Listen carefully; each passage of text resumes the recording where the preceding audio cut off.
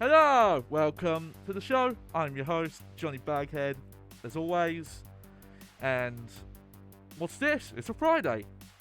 Who'd have thought it? Yeah, so. It's a mini story, but I'll tell it anyway. So, I had a plan of going out this week to see a friend, and it's one I'd planned for a while. So, I did it. I feel like my chair isn't as high as it's supposed to be. Hang on.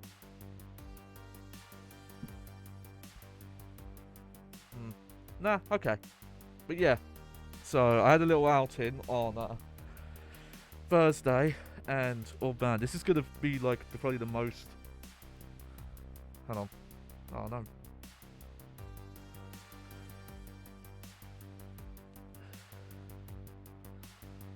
Probably like the most third worldy problem sounding thing ever, especially because heck, there are some first worldy places that don't have even this good.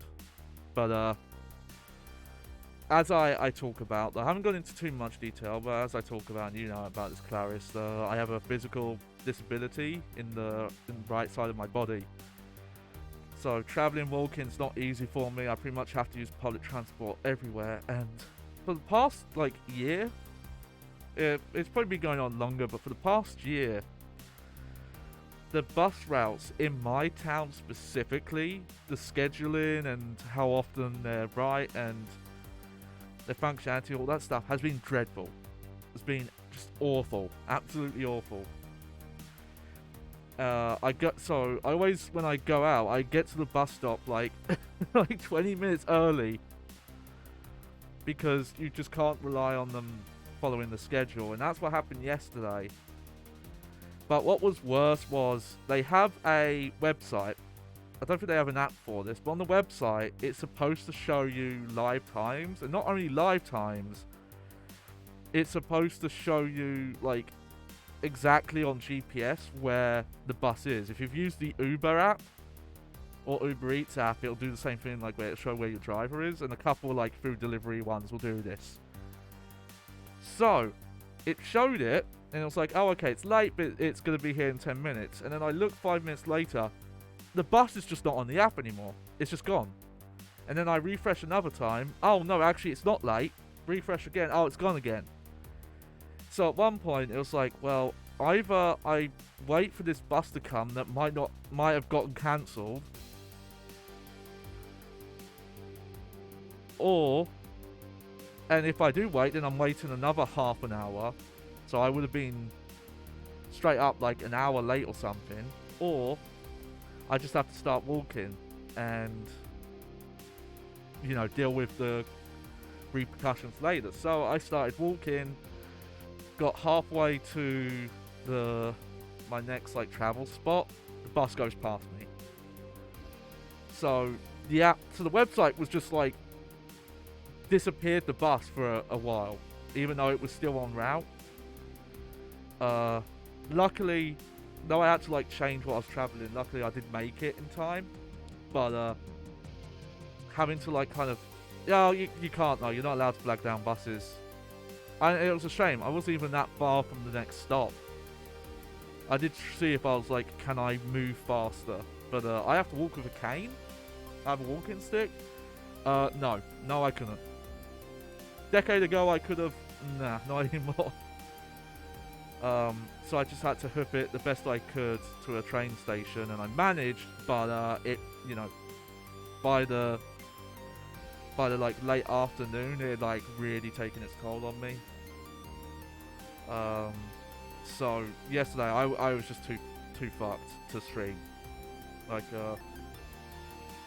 don't think I would have been able to sit in this chair for that long. I don't think I would have been very entertaining or anything like that. So it just made sense just to move the stream over.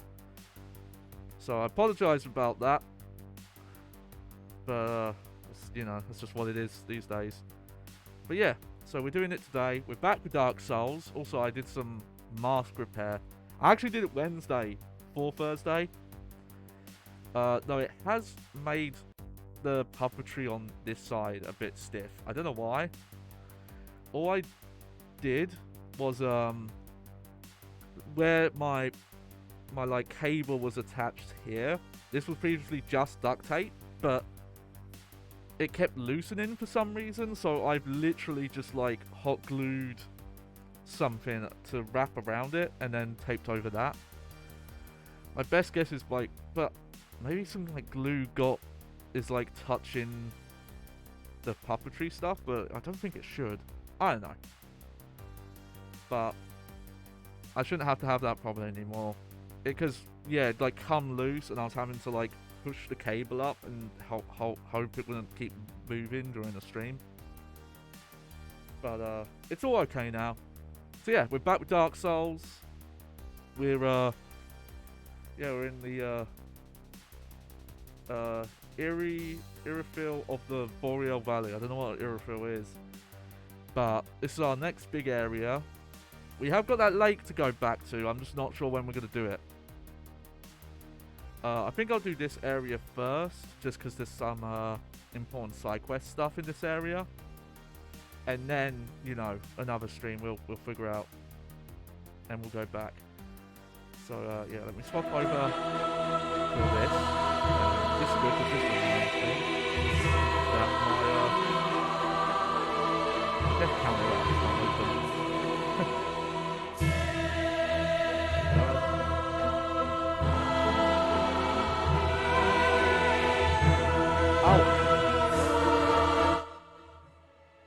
Yeah, sorry about that. It's because I was like rearranging my scenes and I made a new scene collection.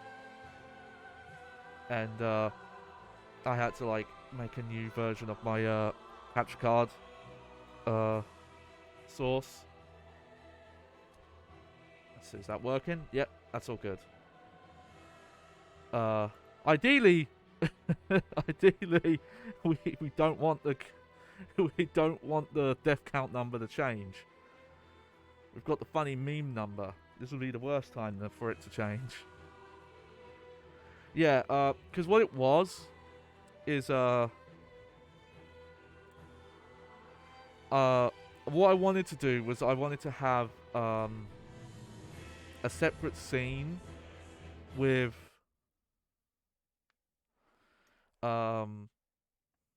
different console outputs tied to the card, but if it's in the same scene, like current scenes, the settings won't change over. It will only display at whatever the first settings you've set are. So you can't have like two instances. You can share the source between scenes, but you can't have two versions of the same source, even if you're using different. Well, that's the thing. I made a duplicate, and that doesn't work. Because what I was doing before is I was literally just, I was using the duplicate, not duplicate, but I was using the existing source and resizing. But the problem was, it's like every time I'd like every time we do Devil May Cry, I'd have to resize it again because it was resized to this last time, So it was a bit tricky. So yeah, what I wanted was just, I'll make two versions. No, this works. All I've done now is I've just made a separate scene collection. So so that will that will swap over between the two types. But yeah, here we are. And yeah, as Clara said, fit in with playing this from Software. Did pretty well at the Game Awards, specifically winning Game of the Year, Elden Ring, which I've still not played. So I have to take everyone's word at it that it's amazing.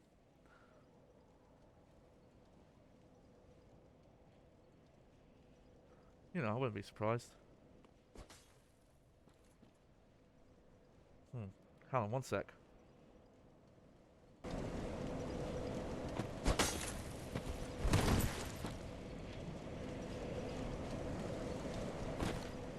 That's odd. Oh! Hang on. I know what's wrong. I forgot. Yeah. I forgot this is a new... Yeah, that's what I mean. Because this is a new source on my...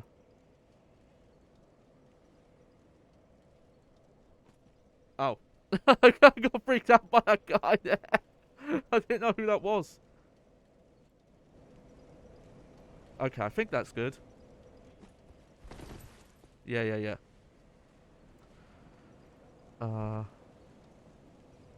Actually, that's probably a bit too loud. Hang on. There we go. Alright, there we go. We're all good now. So yeah, I've got some side quest stuff to start here that I knew a little about ahead in time. Let's have another good look around this area. Hmm. I think there's one spot of your black wall. Oh, okay. I thought I had actually I can do that from here. I thought I cropped that out. I just gotta crop it out a bit more. Let's just there we go. Yeah, yeah.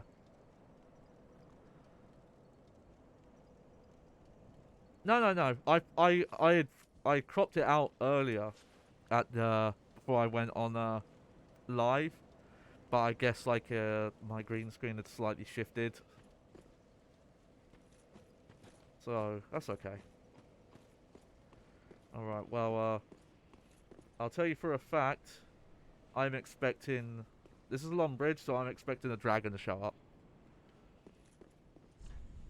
Beware of monster. Yep. Something's gonna show up there. What's this I should say?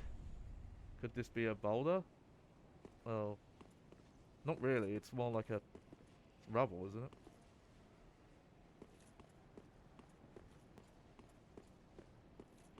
But be wary of tough enemy. Yep, of course.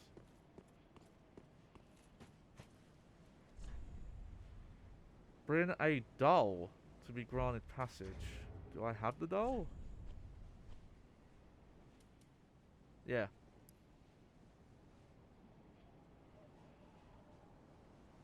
I forgot when I picked this up, but yes, we have the small doll. Where was that? Oh, hello.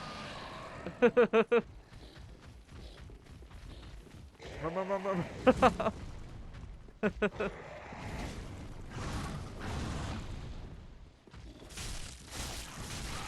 Ow.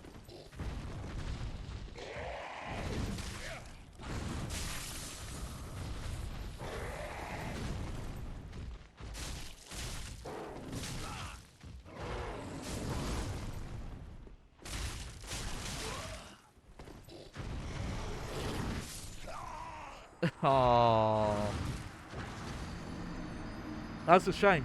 It's a shame. I thought I healed in time, but I didn't. Okay, I could take that guy on though.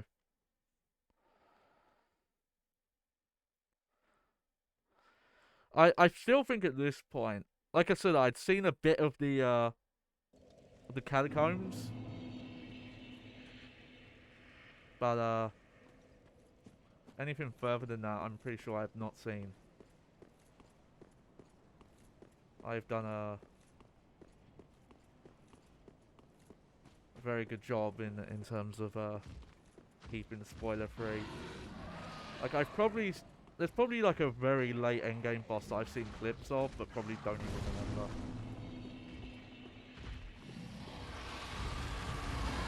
Ah! Ah! Ah! Ah! Ah! Oh!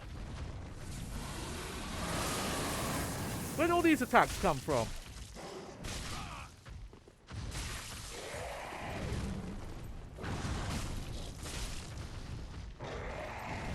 Just inventing new attacks for himself. Oh, okay. Should have healed there. Problem is, you know, I probably should have done that. I was like, oh, I don't want to heal yet because my flasks are upgraded enough that it would have like been a waste. But I'm assuming this is a mini boss that doesn't respawn. I could be wrong about that.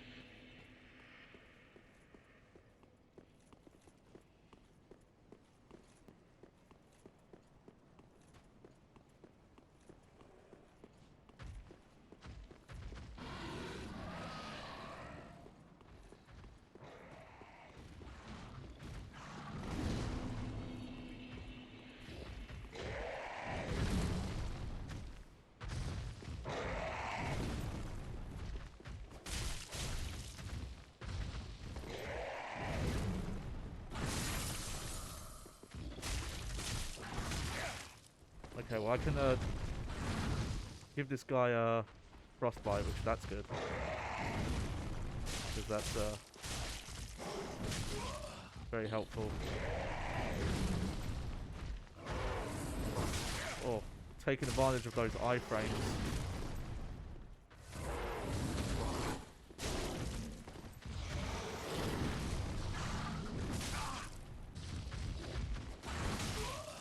Shit.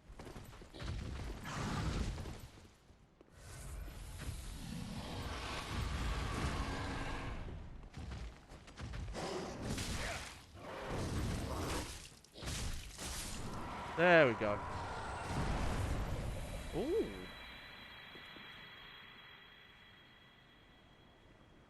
Okay. Let's check that out. By the way, I should change that ring.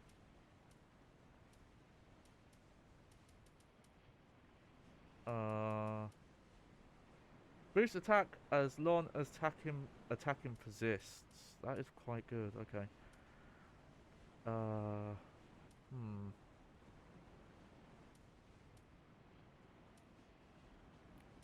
Oh, I actually have a lot of really good rings now.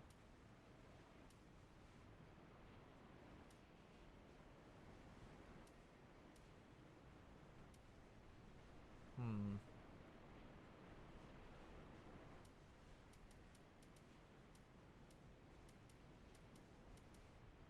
Let's go. Let's use that rune for now. Okay, now the test I want to do. Hang on, what shield do I have on? Oh, whoops.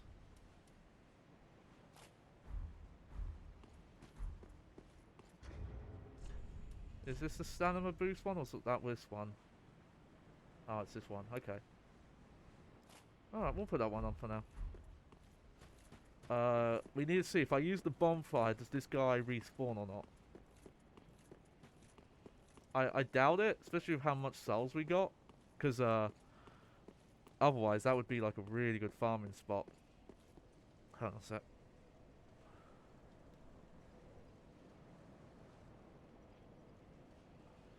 Just gotta adjust one of my straps.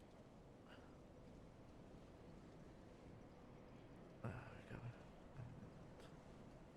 we go. Oof. He was a hungry little guy, that one. There we go.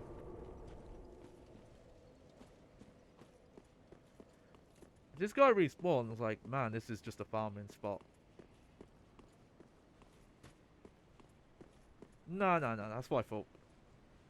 that would be pretty broken if that was the case. But there we go. We get to trick this place out proper.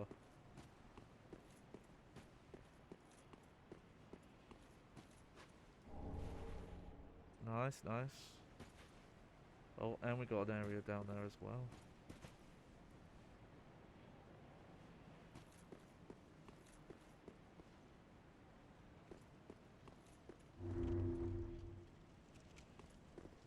Alright. That's funny. There's a bonfire here already.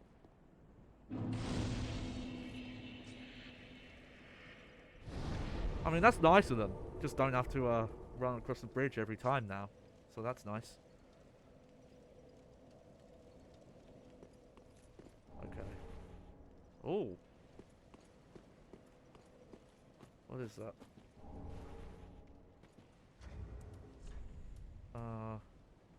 Okay. So that's a clue then. Huh. That makes me think maybe the enemies here are going to be like frostbite resistant. No, that boss wasn't.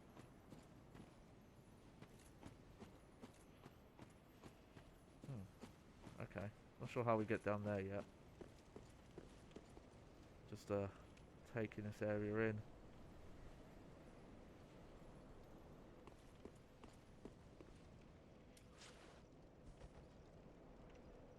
Wonder where there is. Have we? Don't know if we've been there or not. No, definitely not.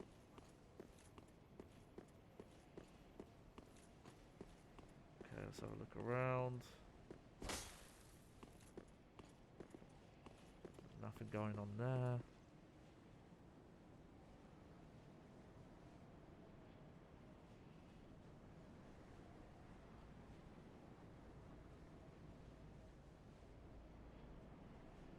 There we go.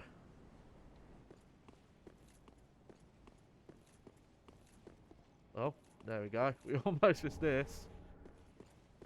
Those are always, you know, good for later on.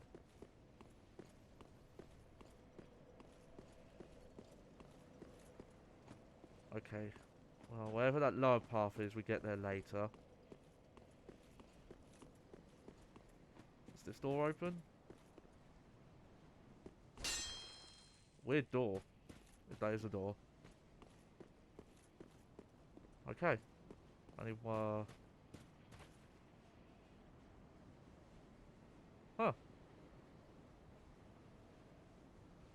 Well, that's not enough a player. Because they're way too tall.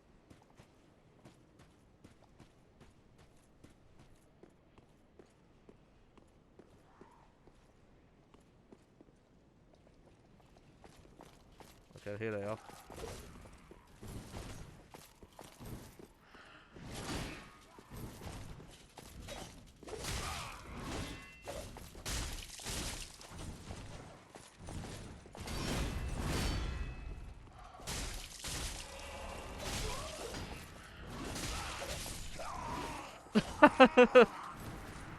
Ooh, okay. And, yeah. Now you have to worry about frostbite.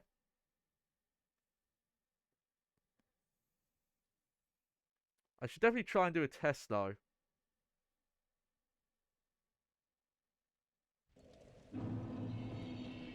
And figure out,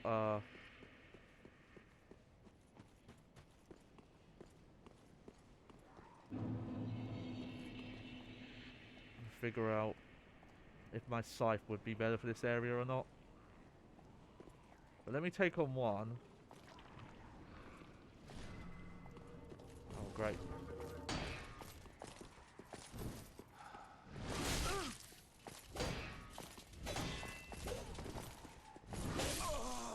Nope. Got cocky there. Alright, well, it's been a while. It's been a while. Just gotta shake those cobwebs. Ugh. Oh, by the way, what do you think of my Christmas?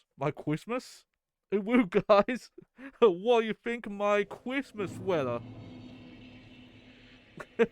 Sorry about that. That wasn't intentional. But yeah, it's my place here. Look, it's my PlayStation themed sweater. You know, tis the season, so. Okay, let's actually get hit in this time, shall we?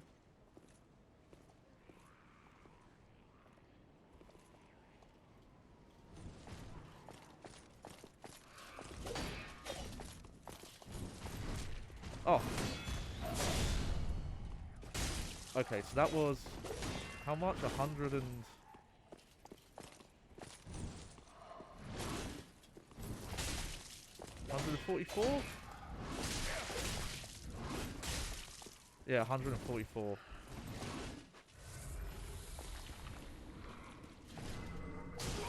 Oh.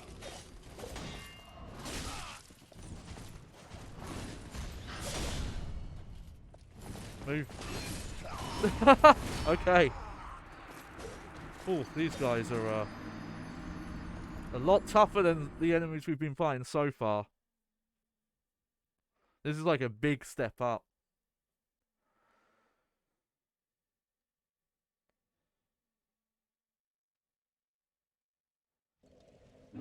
But here we can give this a try.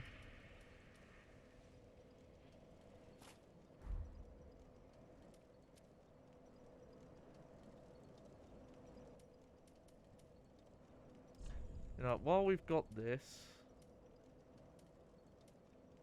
where is it? I have a rune that would help.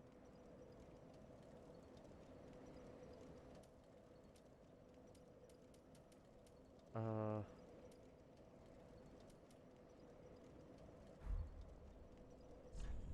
you know what? Let's use this. There we go.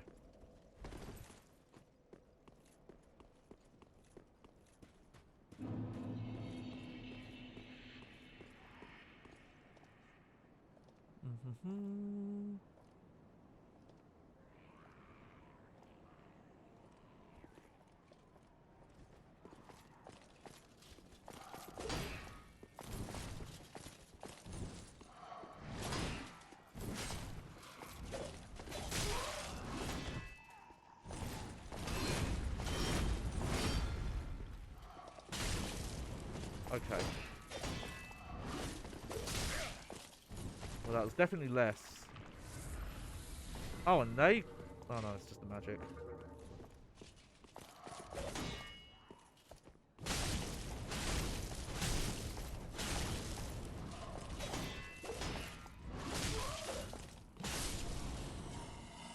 Okay, well, lesson learned then.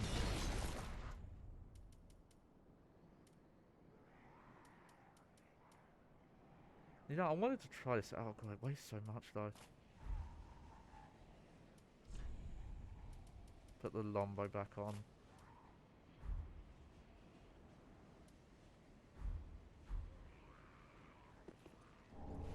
Oh, cool. Ah, I've got your powers. Okay, okay, okay.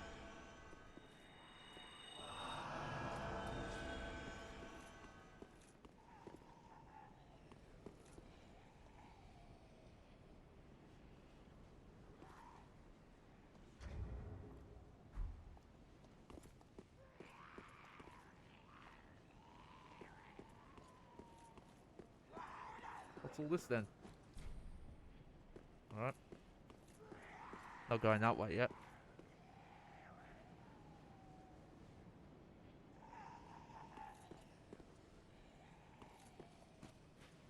Hmm.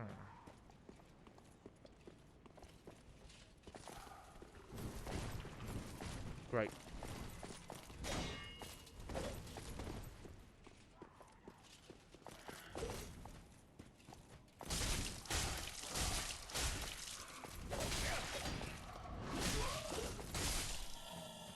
Okay.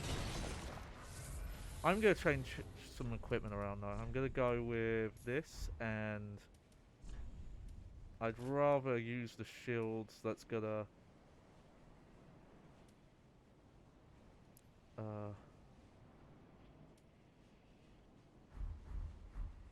that's going to not take physical damage when I block.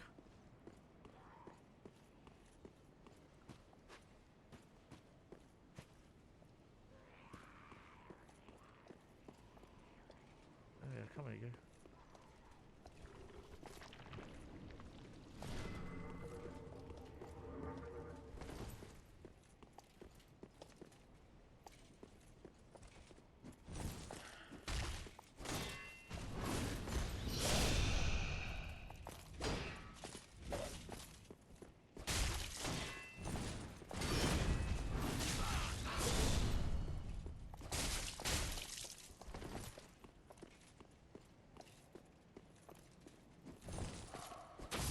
There we go. Yeah, take that, dude. These guys are definitely going to respawn, though. Tell you that for free. Alright, well, now I've taken care of him.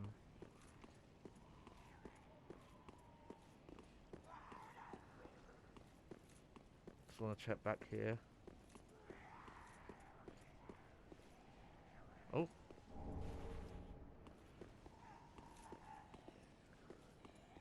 Okay, getting a lot of consumable soul stuff.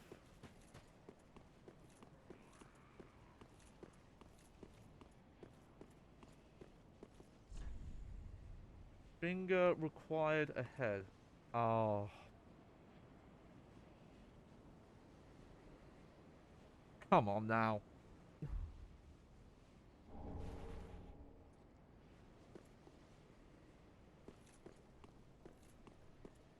Not as good as try finger butt hole. Those are way better. Yeah. See, that's the main thing I know about Elden Ring. There's a horse, you can double jump, and try finger butt hole.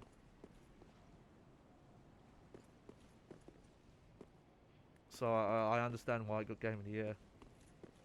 I was talking about this yesterday, and Clash, you know about this, but the renown that From Software games, and specifically their games are styled, you know, obviously it's not the founder because they were doing stuff like it on PlayStation 1 and PlayStation 2, but you know what came from Demon's Souls. Just looking at how Demon's Souls was like this weird niche outlier. It was doing things different, and it wasn't quite liked. It was kind of like it was like unpopular for the most part, but oh god, just wanted them to come at once. Okay, these are the weaker, more like foddery enemies. But if you haven't seen it, I highly recommend look up Matt McMuscle's What Happened. What happened? Yeah, he did on Demon's Souls, because it goes on how initially rejected it was. Oh, if that's the case.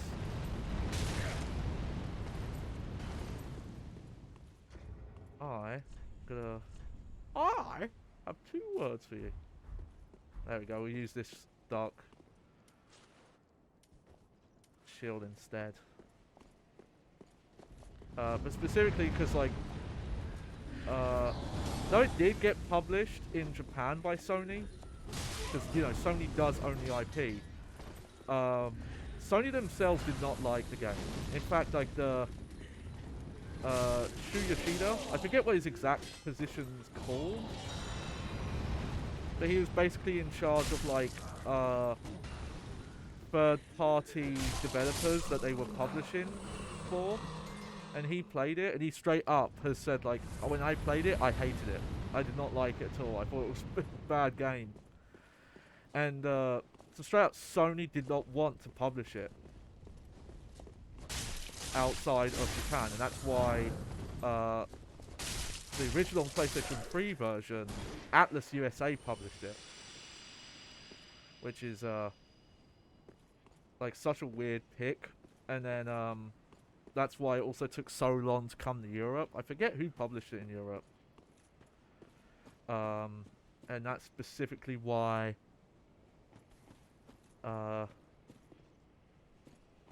I imported the US version, because I didn't want to wait. Ooh. What's that? Large boost to stamina. Okay. I have to remember that. Oh hey, it's more these ladies.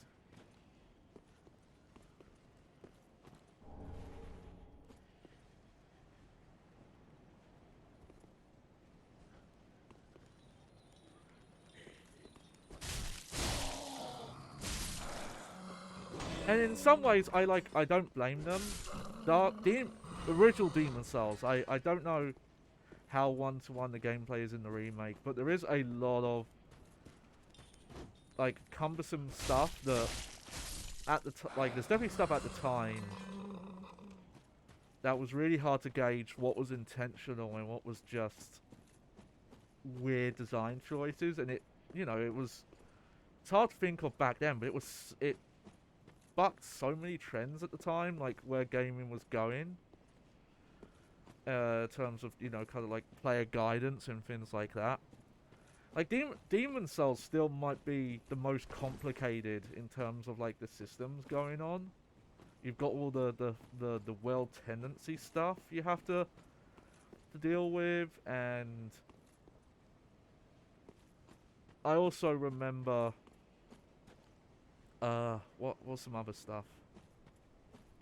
That one you had to actually farm healing items, kind of like Bloodborne, but they didn't drop as often as Bloodborne did. It felt like you had to go out of your way sometimes to kind of farm. What's some of the other stuff? I feel like so all the games since have had it, where weapons have like thrust, strike, piercing, stuff like that. It was a lot more important, I feel like, in Demon Souls. If you wanted to do the mines, you specifically had to have certain weapon types. If you had like a sword, you just straight up couldn't get through that area because the enemies, well, okay, someone probably could, but it's a tedious process because you're literally doing like 10% of the damage you could normally do.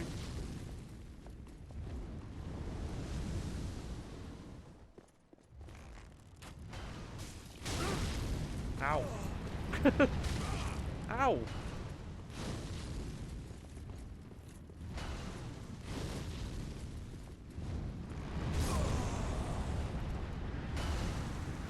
Okay. That's my fault for trying to bow through that. The thing is, I actually, because I have some dex stats, my bow stuff's actually supposed to be pretty good.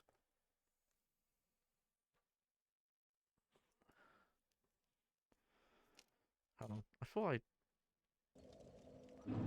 moved my straps down. Okay.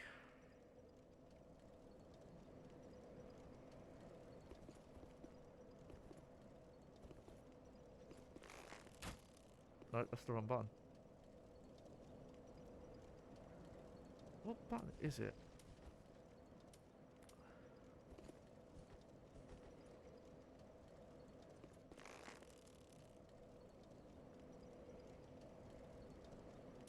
I forgot how to do it. There's a way to cycle what arrow types you're using.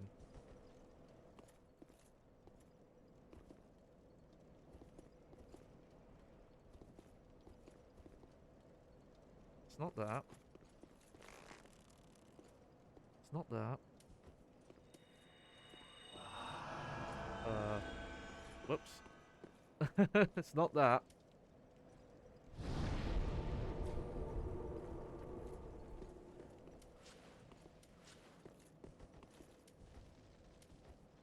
It's not that. Sorry, I just want to remember this.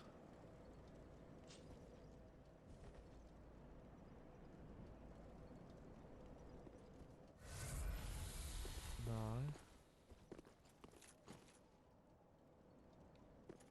Why can't I remember?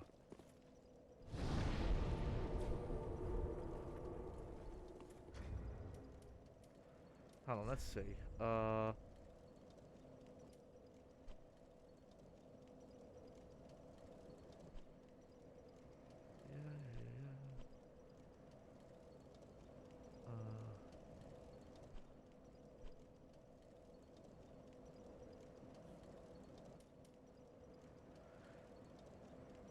Yeah, that's some manual control of aiming large weapons when locked on. Okay, well, whatever. There is a button to do it, though. Whatever. If anyone happens to look up how you swap arrow types, what button it is on the controller, and I don't mind if you tell me what the 360 Xbox button is, because I can pass it from there. I've never had that issue of like, oh, you have to tell me in the format I'm using. I don't know why. The only time I have a problem with that is if I'm using Nintendo, because I didn't really grow up with Nintendo Like, I used to watch my sisters play Nintendo, Super Nintendo specifically. Nice, getting more of their armor. I didn't start playing Nintendo until um, late Nintendo 64, and not much. I did not play much Nintendo 64. I'll fully admit. Yeah, well, let's miss. There we go.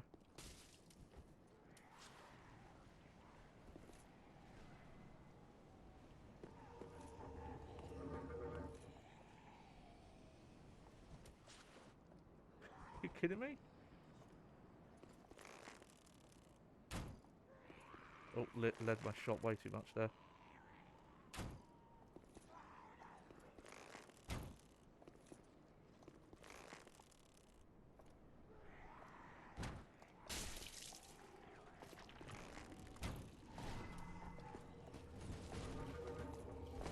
There we go.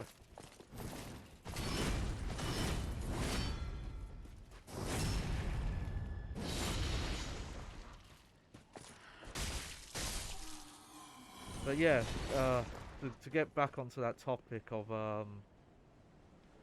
the unpopularity of this style of game at first, it kind of shows you the risk that Namco took with you know, like letting them make a successor in Dark Souls 1. And it's funny how, like, afterwards, you can see now Sony really seem to regret it, because after that they were like, oh, FromSoft, make us another one where we own it. And you know, with the remake of like Demon Souls, feels like that was them realizing, oh shit, we should have we should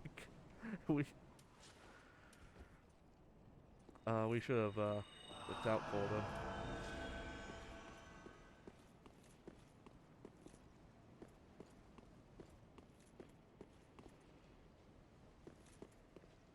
It's kind of funny actually how this game actually feels more like Demon Souls 1 in some of the systems than Dark Souls 1 did. Like we unless I'm yeah, because you get lower health here than when you're not embered, which is like the undead system in Demon Souls, where you would have less health.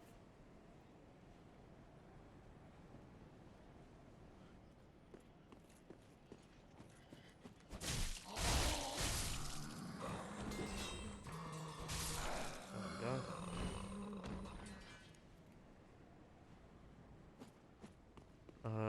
Klaus says there's also a risk making 500 clones of an already popular game. I mean, well, that has happened with Dark Souls. And it did take a while, because I think some of the early attempts were a bit rough. But the developers who have done successful clones or incorporated like some elements where it's now become a subgenre. And it's kind of interesting because this feeds back into my like subgenre topic about character action games or slash action games. I think that's the term I prefer. And how some subgenres are not defined by like style. They're oh, they're defined by like specific subsystems that are in games. So with games like this, like sure there's the direct clones where like they kind of emulate the attack style and the RPG elements and the weapon systems and everything like that. But when it comes more to the subgenre, it's more like the corpse run mechanic, the checkpoint system, kind of more the feel of combat. Though some games have done like more wide varied things with how their combat feels. But you know, like more like focus on like animation priority and also some of the like the online elements. Oh no! Oh, okay.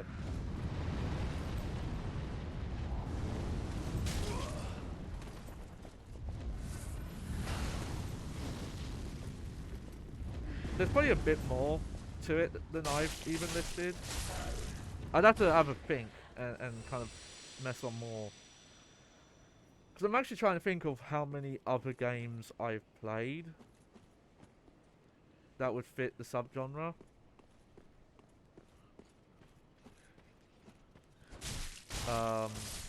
Hollow Knight's one I played that takes elements of the like Souls form. It's kind of like yeah, well Sekiro is a good example of it, yeah, because it takes out the RPG stuff but still retains the subgenre stuff. So that's like a great example of, you know, you can make games that aren't. You know what? That Tecmo Koei game that was at the Game Awards, when I saw that, I thought that was an expansion for one of the Monster Hunter games. Because that's what it looked like. Okay. The thing is, I want to try and take that guy out range.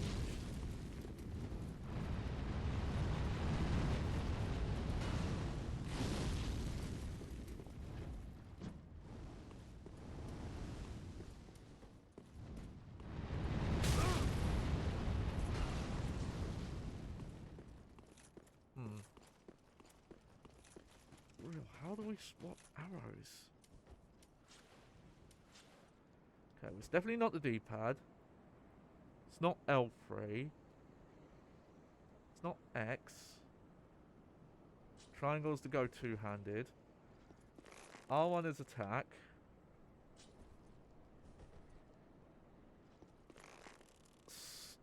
So is R... Oh! Oh! Okay. So you don't swap between them? That's what I was doing wrong. You don't actually swap between the two arrow types. You use different buttons to activate them. Yeah, I figured it out now.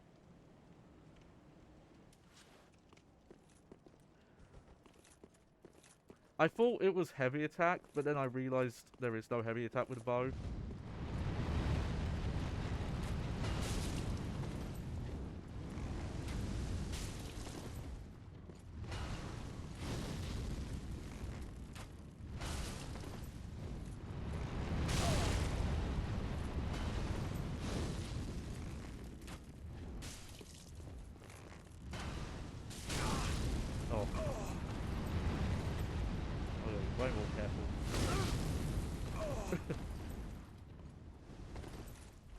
Roll out here. Keep rolling, rolling, rolling, rolling.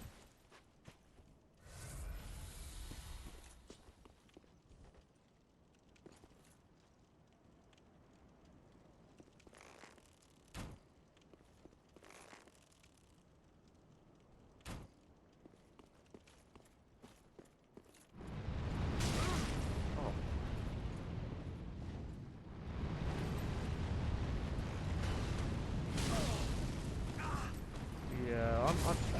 Yeah, not gonna fight that guy bow.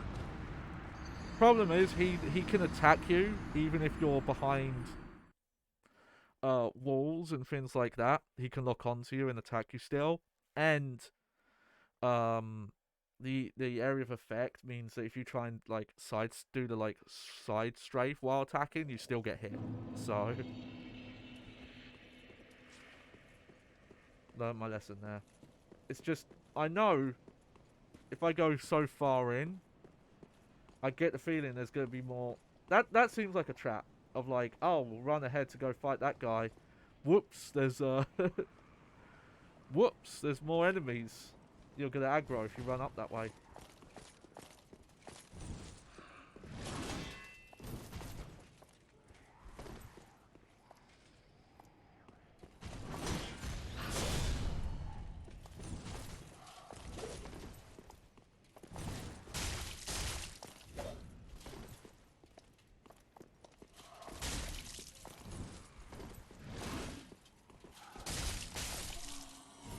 look at that. Didn't take any damage there. Alright, now let's see if I can...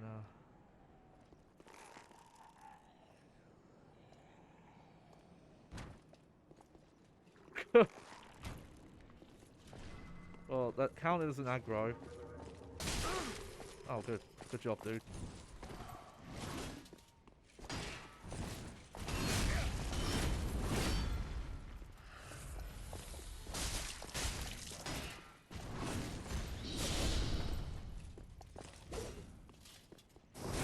I think as well, in Demon Souls, the equipment... Man, I've almost got their full set. I just need the leggings now. The equipment load stuff was a lot more strict. In terms of, like, if you wanted this roll speed.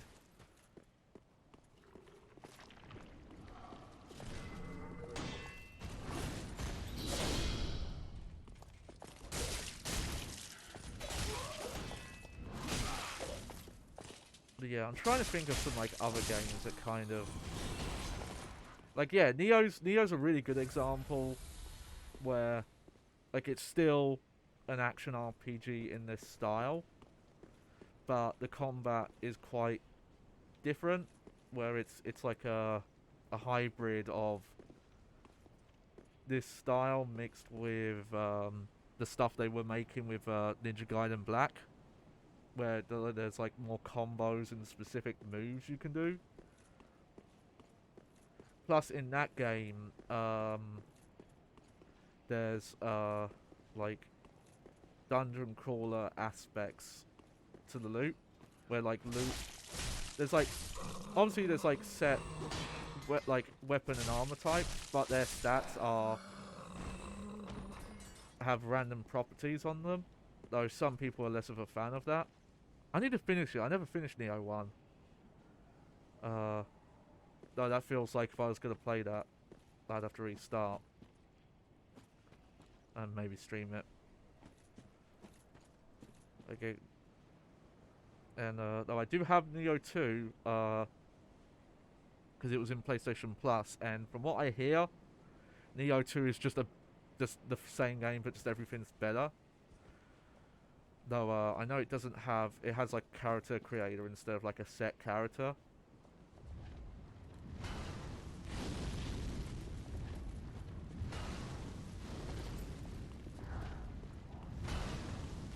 But I've got a list. I've got a list of some that I plan on trying. Titan Souls is one. Titan Souls is kind of interesting, though. I didn't really like the feel of the game. But it is an interesting take on the subgenre because there's no RPG stuff at all. And it's like all bosses. I actually thought I was going to like it more because... Also, yeah, death rip. I thought I was going to like it more, actually. Also, we just lost a ton of cells there. Shit. Oh, well. I don't know why he was attacking me from that far away. Last time, I got further away and, didn't. To be fair, it's not too bad. We did lose the souls we got from that, mini-boss, but... Like, we were already at, like, 3,000. And that was just us killing, like, 5 enemies.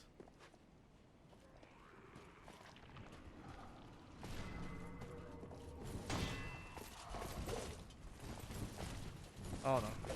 Why did that happen?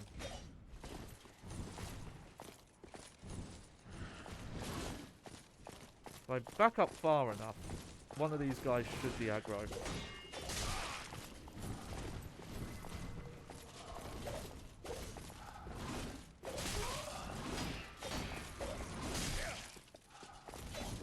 Oh, guess not.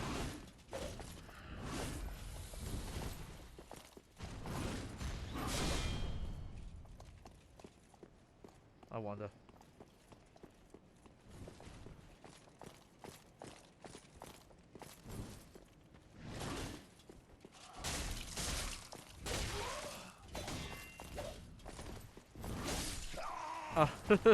That's fine. That's fine. It's fine. Man, I've not gotten far. into this area, have I? Oh dear. Okay, it'll be fine. But I haven't listened. But again, that's why I think this having this subgenre tag is important, and why subgenre tags are important again, because there are games that have taken like the subgenre mechanics of the Soulsborne games and put them into like non-action RPGs like this. Like, yeah, some of them are just straight action games, but also like the genre of action games can be like wildly different.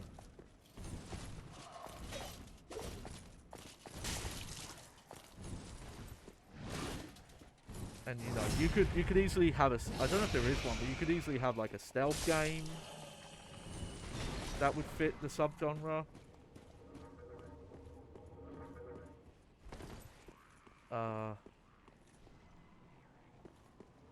You know what I don't know is if anyone's made a third or first person shooter that would count. That man, that'd be interesting. Someone made a, a Souls-like, but it was played, it played like a first person shooter. It played like a Gears of War.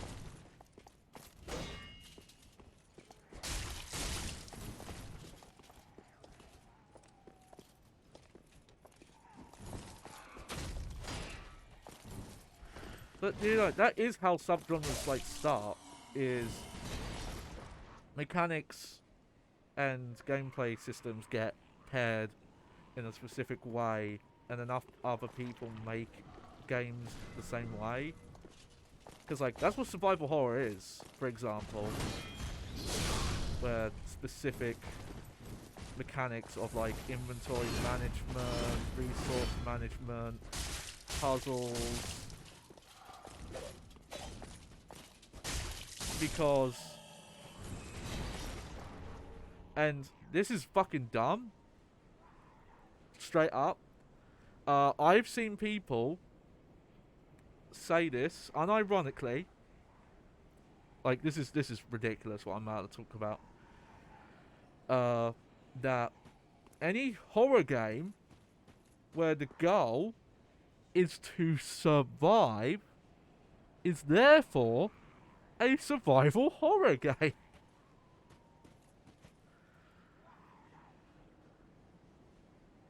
No, I'm not kidding. I've seen that. This maybe tells you a bit too much. Maybe like explains it, but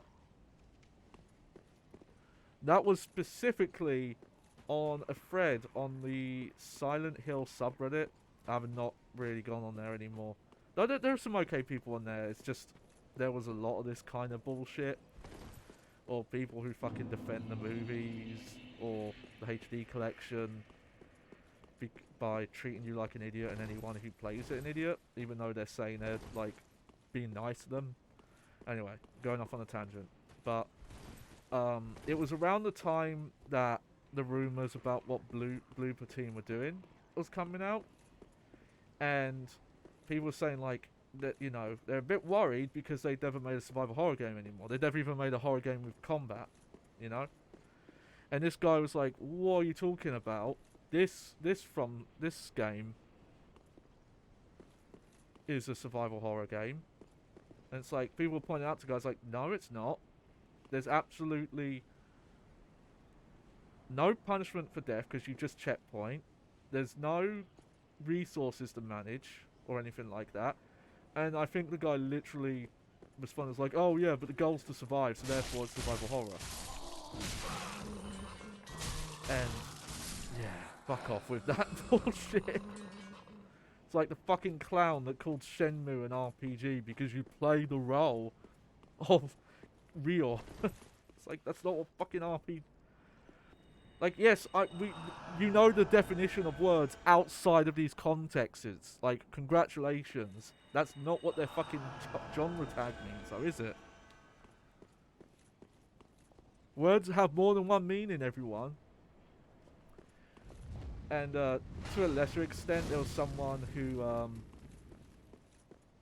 some people who don't like the stylish action or character action subgenre tag do a similar thing, where they feel like it should just describe games that have stylish looking combat. Which is like, well, that's not really, you know, genre names don't make sense. Genre names are dumb. They've always been dumb. But it's fine.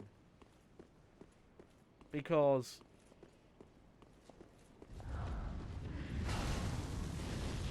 like the main argument is the idea that a lot of genre tags don't make sense if you don't already know the meaning.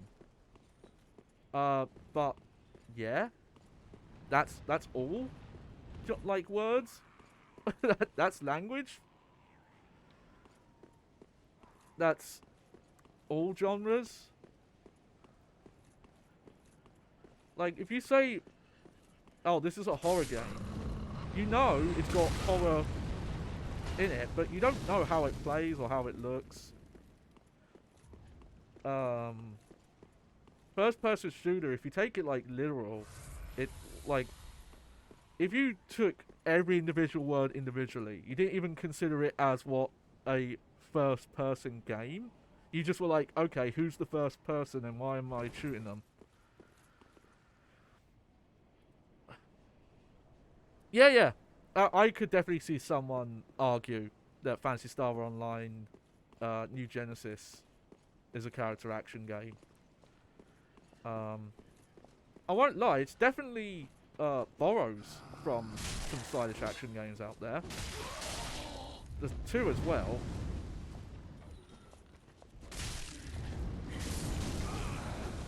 To be fair though, MMO is the like subgenre. Like I don't know what you would call say New Genesis, but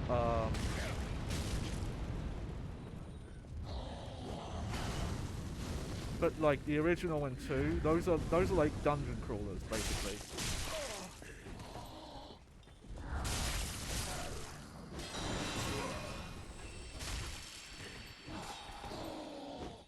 Oh, my health was pretty bad there.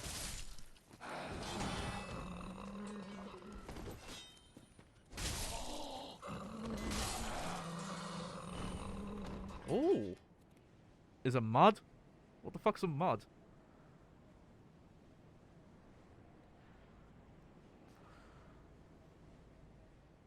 Well, you still say Phantasy Star Online 1 is a mud, which is normally text-based only. Sorry, I might have to take like a little BRB in a bit.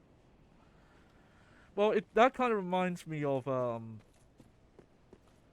you know, an adventure game at one point in time were point-and-click games. Those, like a lot of them weren't point-and-click. That was text ones. That was, even the ones with graphics where you still had to use text commands to do things. Actually, yeah, I need to take a very quick BRB. There we go.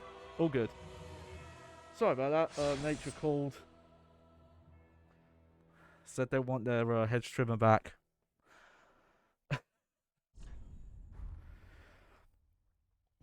Random tangent, but it just reminded me. I feel like I've watched some people who stream for like 3 to 5 hours plus. And some of those I like rarely see take like that many breaks, if any. And it always worries me. Because I don't know how they do it. I do try and schedule, you know, some nature around. But then there's times like that where it was just, nope, I can't stay here.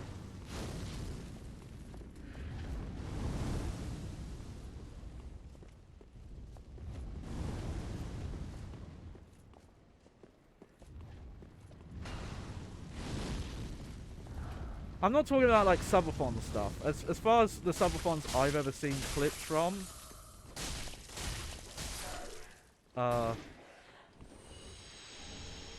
I at least were watching people who were good about it, who did take breaks when they needed to and things like that.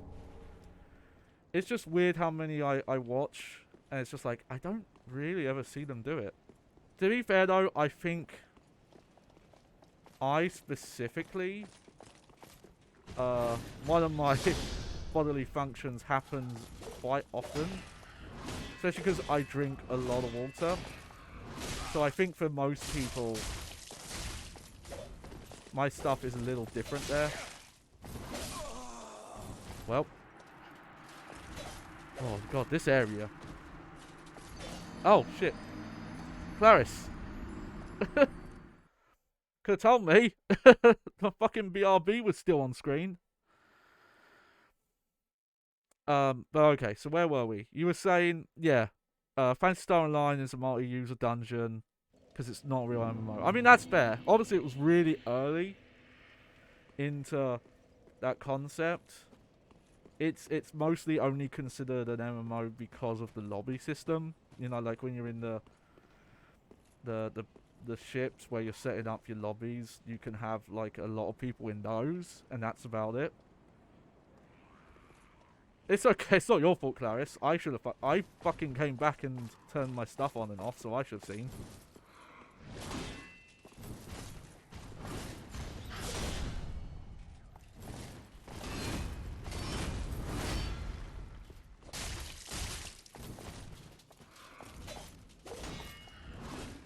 Sometimes more open. Like Destiny 1 and 2 are considered MMOs, and those are like quite small in terms of like the size of players and things like that. And even when you're in the open areas, you don't actually see that many people. It's pretty much just in the hub areas, kind of like Phantasy Star Online 1 and 2. Obviously not with NGS. NGS is like a full-on...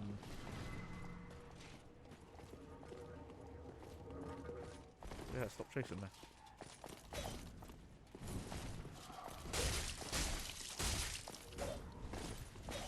So yeah, I'll ban on about that always. Subgenre, genre tags, they are important.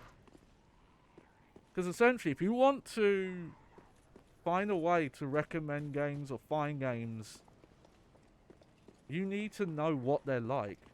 And you can't always just say, oh, this game is like this one specific game.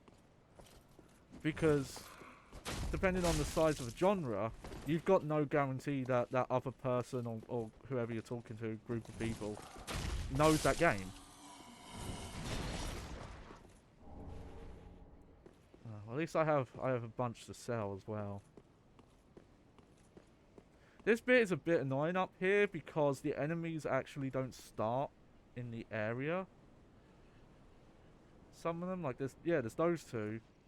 But then there's the guys that come walking from the left there. Ow, I hit the fucking tree.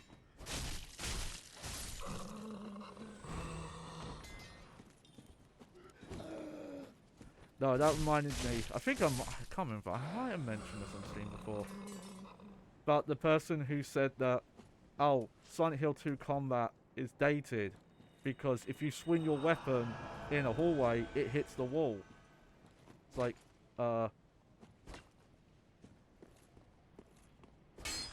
that still happens in games. Like, that's an intentional thing that some games do.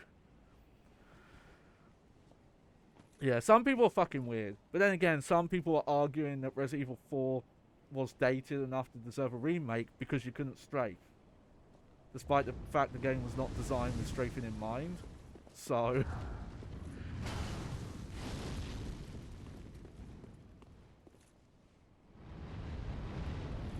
Okay, you done?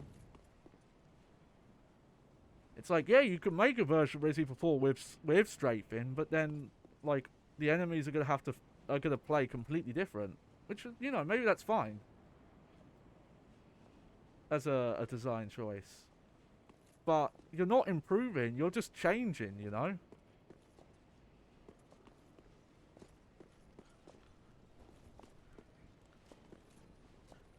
It's kind of like arguing Devil May Cry 3 is outdated because it doesn't have style switching.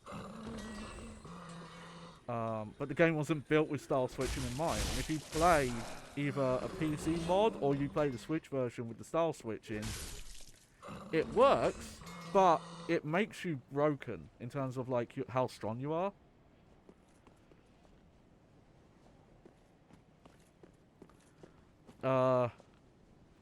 Clary says, I think it's been long enough for that a remake isn't completely unwarranted, just so that it's more available to people. Which game, sorry?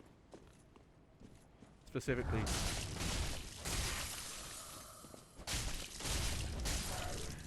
RE4. Here's the thing though, RE4 is available to everyone. I'd agree with some other games. Resident Evil 4 has been re-released so many times.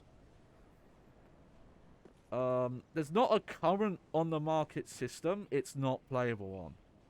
I'm pretty sure. Like, I'm trying to think of what ones there are. It's on Switch, it's on PlayStation 4 and 5, it's on Xbox. It's on pretty much any, like, modern phone, like, smartphone device. It's on PC, obviously. And the best looking version possible is on PC as well, because of the HD Project fan mod. There are other games that I would agree with you there. But, you know, also, if a game's not available to enough people, I'm more in support of getting that version to more people, you know? That's what I want to see. I get people aren't going to completely agree with me on this stuff. And that's fair enough. But I think that's also important to preservation, you know?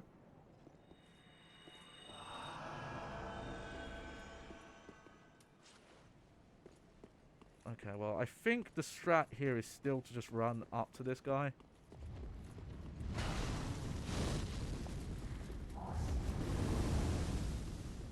Because I think if I'm quick enough, I don't aggro those other two, because they don't start coming this way yet.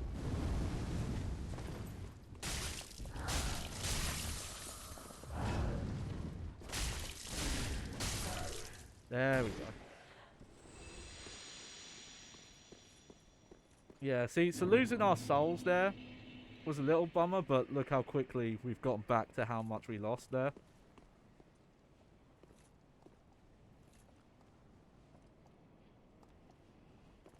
Honestly, it would be nice if we figure out where the next bonfire is, but, yeah, I don't know.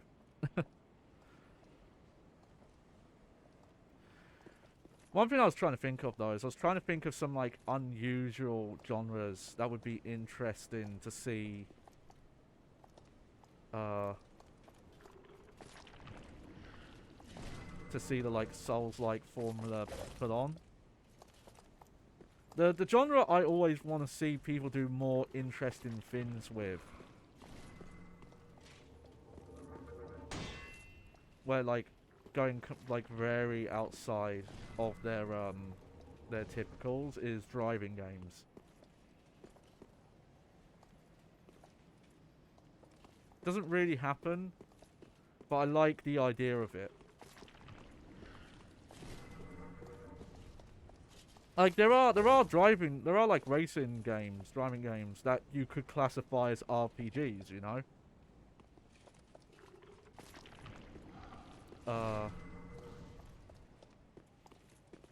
Don't know if you could make a stylish action racing game.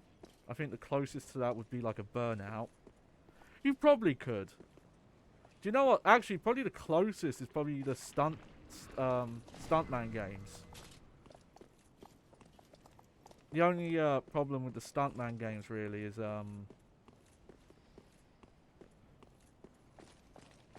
probably that there's no player freedom. You'd have to make a version of it where you'd be rewarded for like some sort of freestyle system. Okay, well, I'm just gonna safety heal. Also, wow, I got to this section and I hadn't even used the flask yet. I'm not sure how I managed that.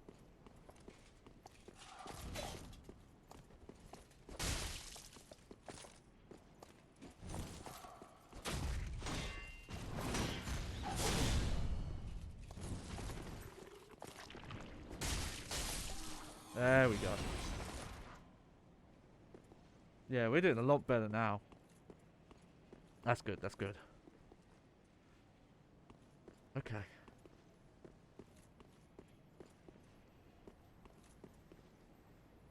Okay, well, we've got 2 paths.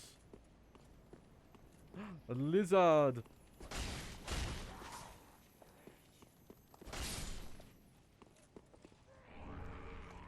Nice.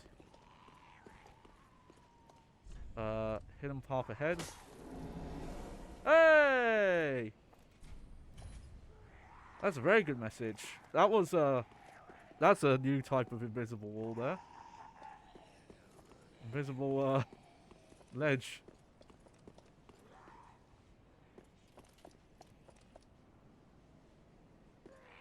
I wonder if I can... No. Okay. I was wondering if I could jump over the gap and do a drop attack.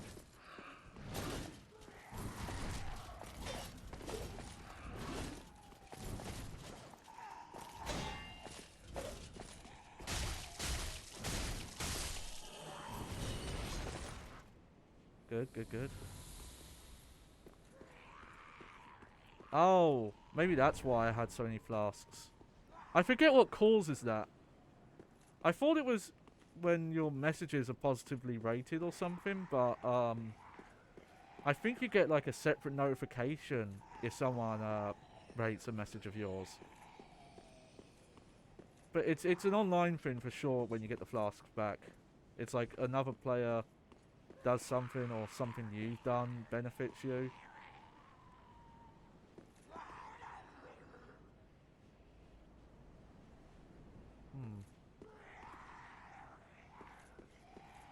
Okay. Should we just drop down?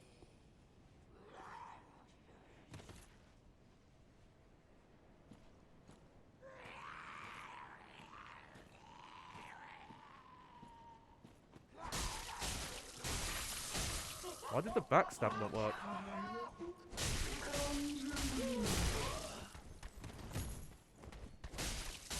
Well, whatever.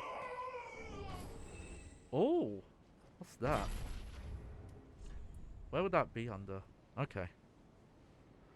That was something new for sure. Let's see. It's not there.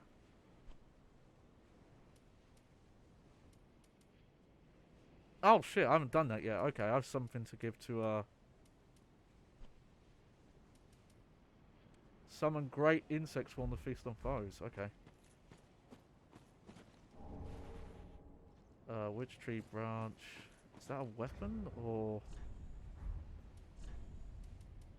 I never used these, by the way. These weird ones. Yeah, that's a weapon. That's a staff, I think.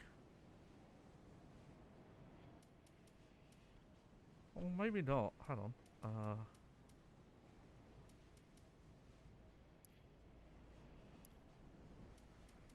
Oh yeah, this holy sword.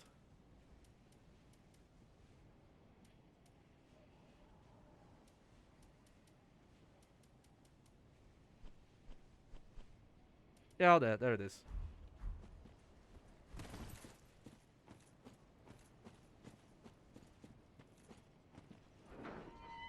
Well, this isn't really a shortcut because you can't get back up from here. But, well, it's open at least.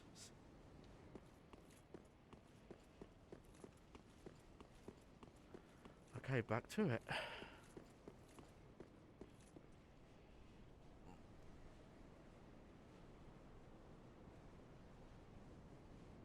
There we go. Sorry, I was adjusting my stuff. It feels a little different since I've taped up those parts I was talking about. So, like, my hand positions I've got to get used to.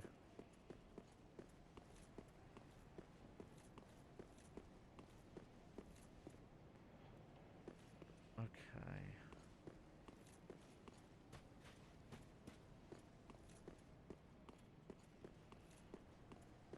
Just want to double check I didn't miss anything this way.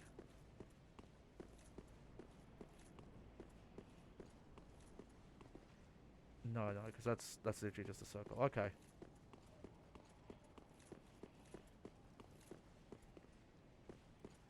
Don't know if you can make a driving game. You could probably make an open world driving game that would play like this.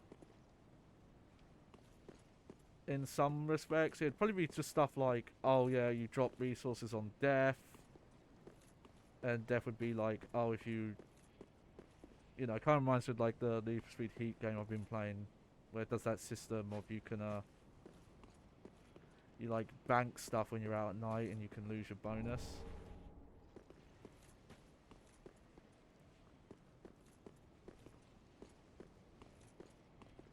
But it'd be a struggle.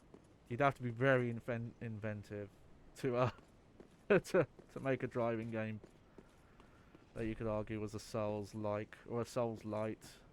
I mention that because sometimes there are games where it's like they only take a little bit.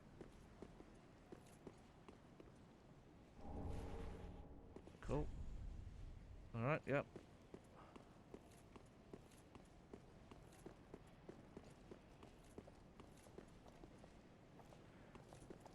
I guess you could do one where it's like, it's a game where you drive, but you don't specifically race against people.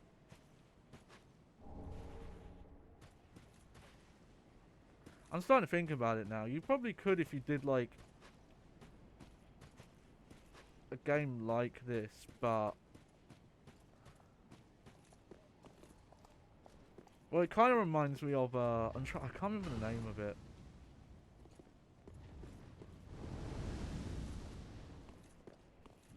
But someone did make a driving game, I think, where it was kind of a survival horror, because it was the whole idea of like, first off, you literally fought zombies, but also, I can't take this and let there be parrying. Okay.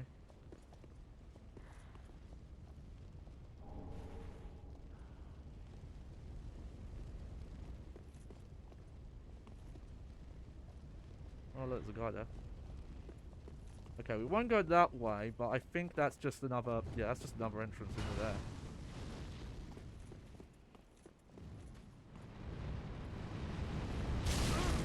Holy shit. Yeah, that... Gotta watch out for that guy. Praise the sun. Okay. Wonder why. Apparently that covenant is in this game. I just haven't found it yet. Really? There's nothing over here? That doesn't seem right.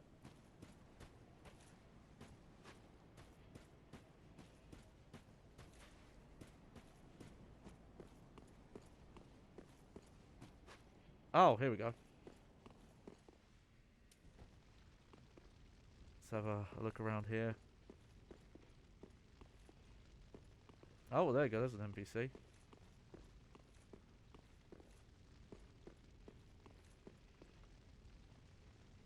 Oh, I thought it might be you. Good to see you. Good, good. I never managed to find Horace. But my duty must be done, even alone. As an unkindled Lord Seeker. Okay, I'll go check something here. Bless their souls. We all have our reasons, don't we? Ah, you are brave indeed. To face your duty alone. I would do well to learn from you. May the flames guide your way. Ah, I would do well. May the flames guide. Okay, is that everything? I would do. May the flame. Okay.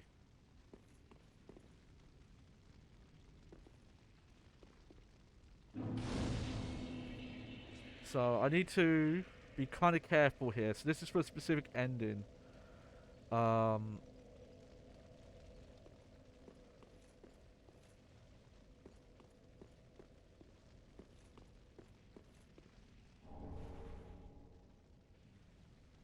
Let's see.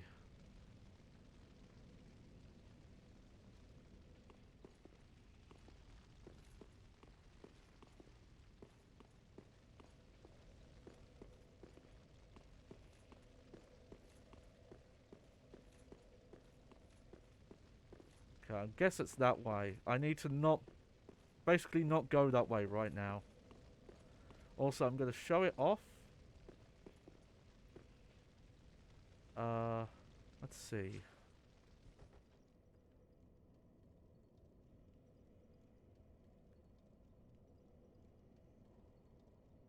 Huh.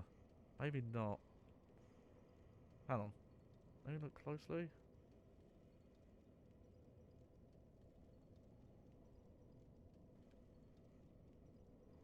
I think one of these statues is a fake, but we have to actually ignore them right now.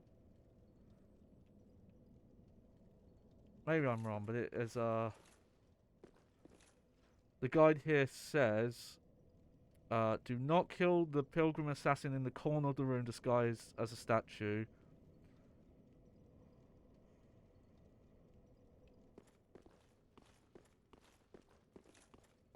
So we have to be careful here.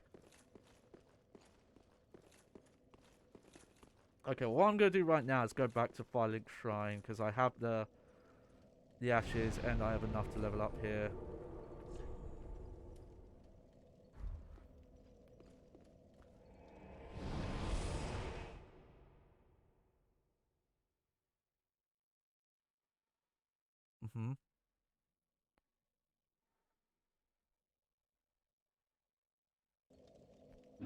And then... oh, man, there's a lot more going on from there. Okay, hang on. What? Twitch just blanked out this entire page with an access died. Weird. I've not messed with anything.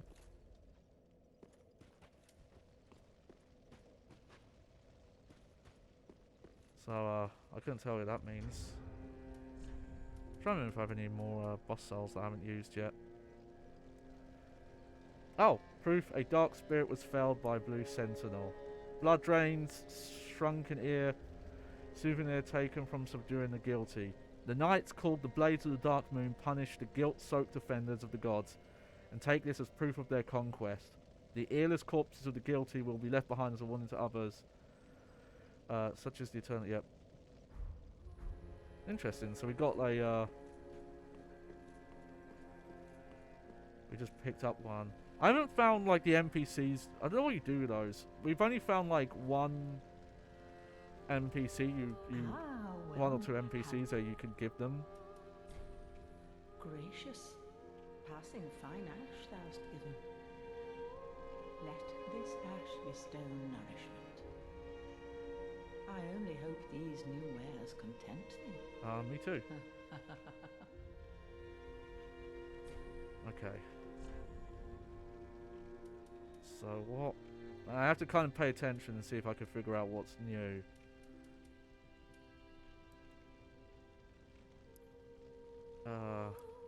That's not new.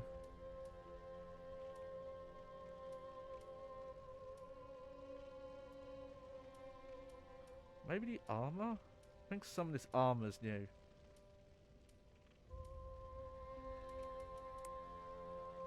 Okay, that's new.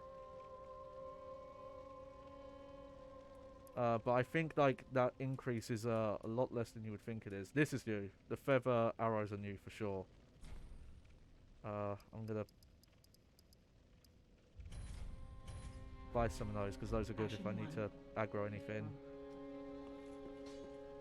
Alright, I'm trying to think what I want to level up at this point. Very well. Then touch the taken now. Okay.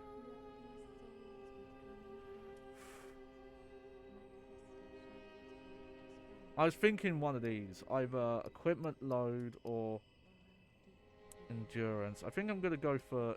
oh no, you know what? I wanted to put faith up to 14. We're going to do that now before it gets too expensive.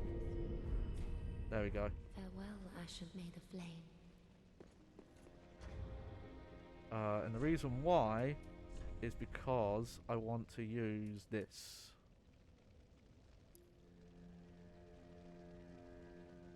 Which has the HP restore spell. And some other stat differences. And I think in general it'll also make the spells just heal better. Ah, 'tis good, wasn't he? Okay, I don't think I have anything for you. No. Okay.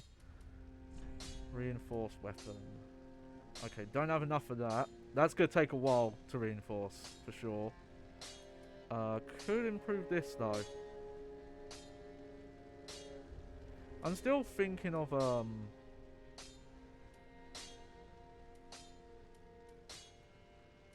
trying to upgrade a katana into one of these.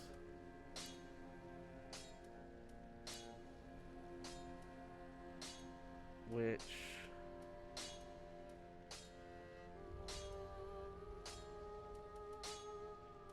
we've either got heavy, sharp, or raw. Because we've already got fire.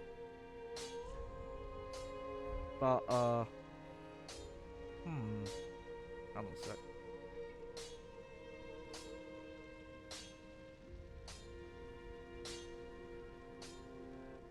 I keep forgetting what these do. Hang on. The easiest way is just for me to go into my inventory and check here. Okay. Infuse to create heavy weapon. Oh, that's the wrong button.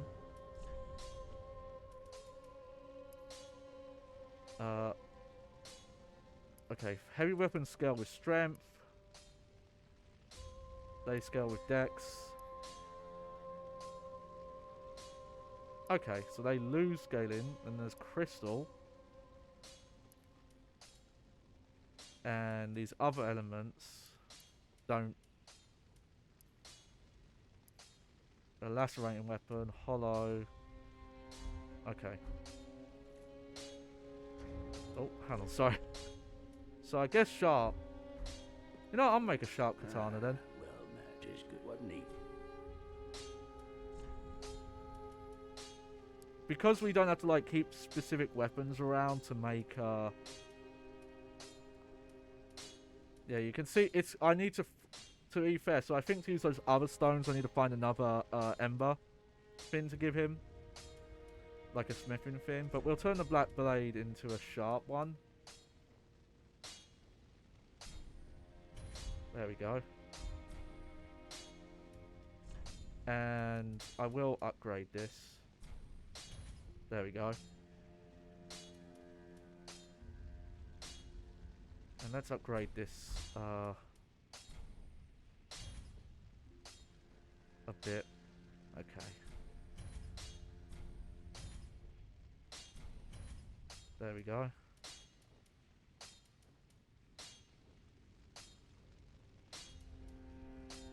What do I need for that? I need more strength.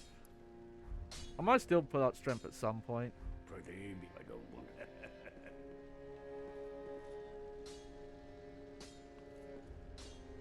Okay, there's something to do with him.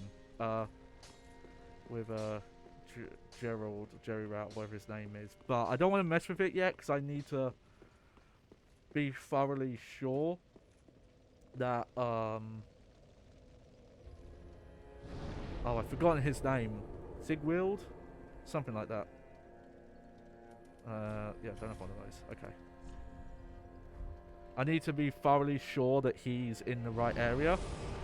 There's a specific bonfire that he'll be sitting next to. And I can't talk to him. Apparently if I talk to him it'll fuck up his quest. Not, it'll fuck up Greerat's quest. But if he's there, I can confirm he's there and then I can send him off to another expedition. And the Sigwild guy will let's get him. Okay, yeah. So she's gone off now. Apparently that statue guy can still be here. So best to leave him.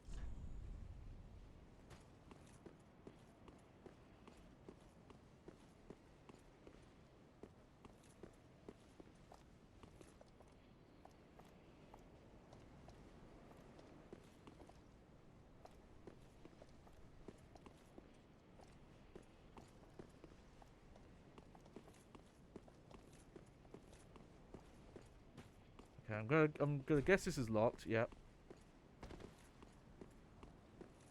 And we got that. So I'm gonna go up that side path. For sure. Because I can... That seems like the smarter path to go. Yeah, up here.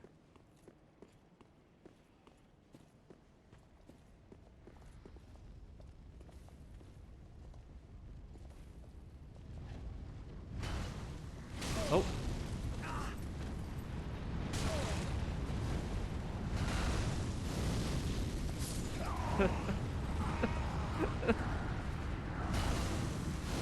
Was it the smart path to go?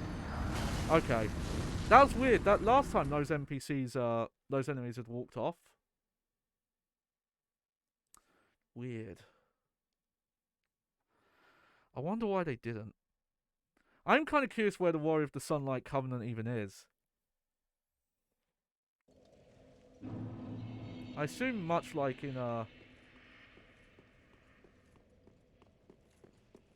in Dark Souls 1, they're a co-op group.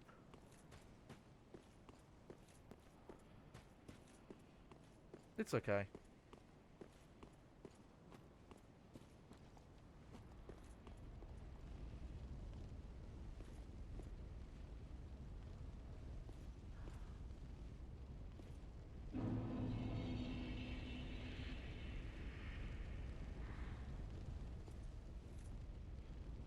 Okay, I think it's worked out better this time. So,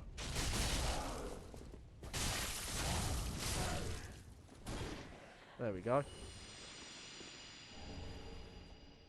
Got Soul Brave Warrior.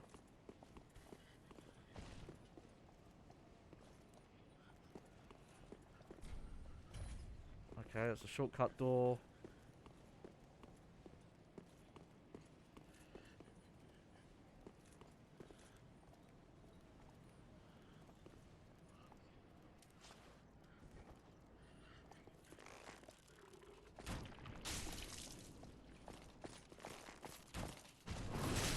Oh! Whoops.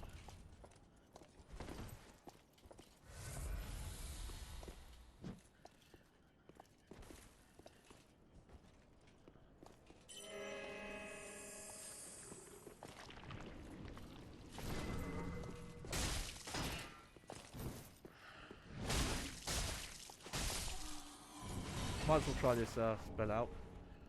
Oh, I forgot. Yeah, I've got stuff to sell. I have to do that next time.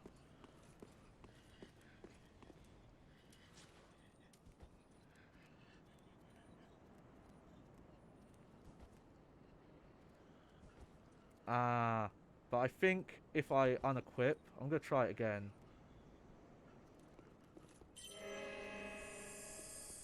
Yeah, see, it's on right now. That's good to have, actually, because it uses... Yeah, so as soon as I take it off, it stops working. But I'll honestly keep it because its used is less to heal. Oh, lightning gem. This does make me wonder where some of those ember fins are to unlock more smithing are. Okay, so that's a dead end back there. So now I'm up there. That's an interesting one. Got to figure out how to get that.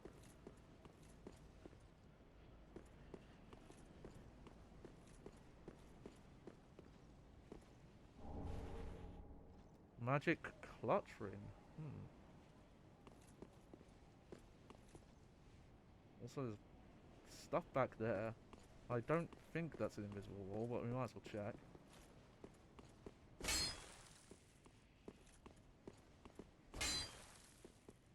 No, nothing doing. Okay, what does this ring do?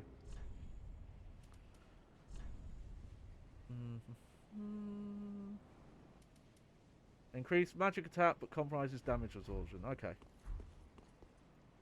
Alright, Rin, not going to use it. That's,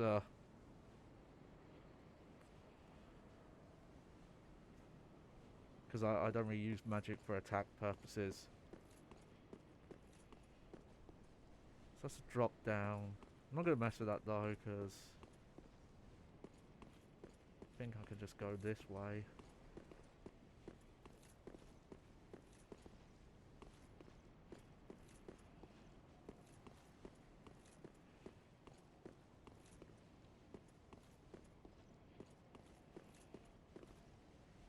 Okay, yeah, that's just the same area. Apparently this is a dead end?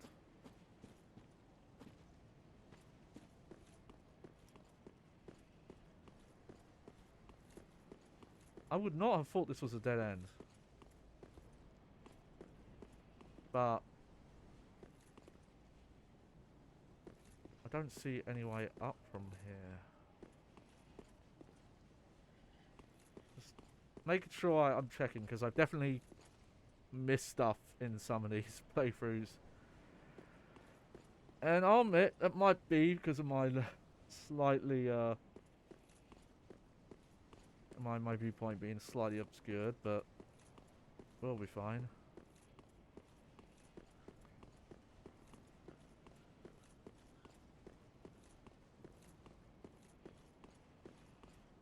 Okay, just to be sure.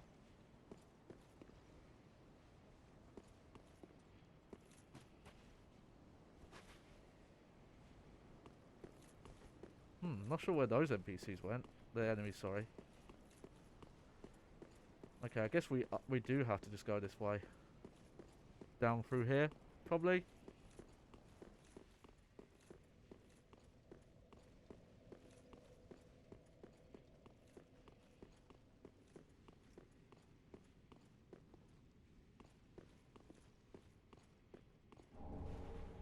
Roster of knights. Okay. Let's see.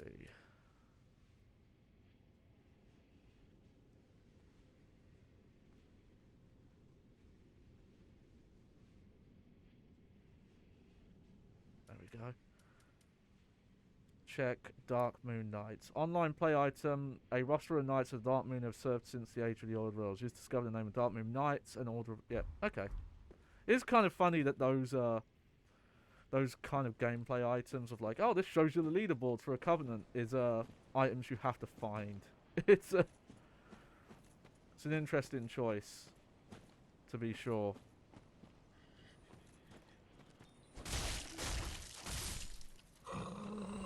Yeah, I saw you. Okay, I didn't see you, but that's fine.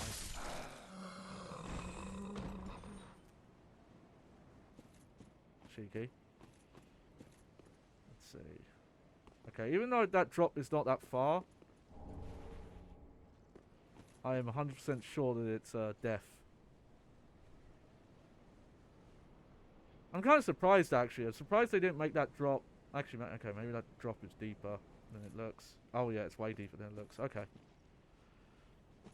I was going to say, they usually...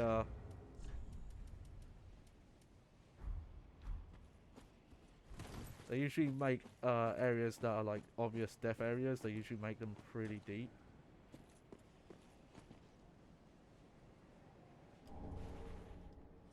Interesting. Why are these souls so low? Let's see. Death. Yep.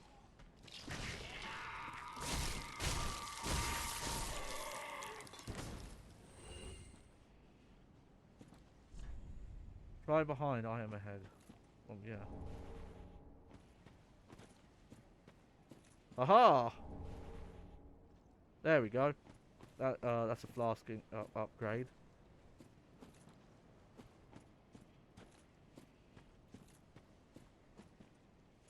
Panel.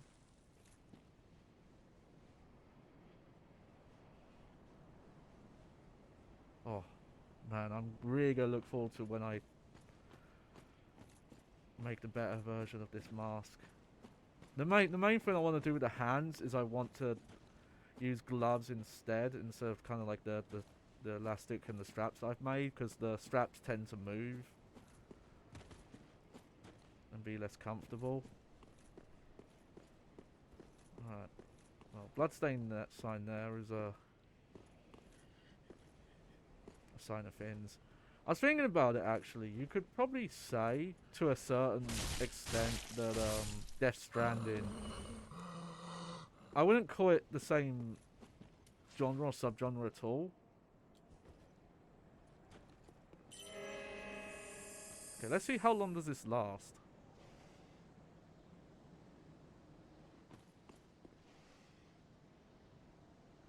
Because if it lasts quite a while, this is actually the better way to heal.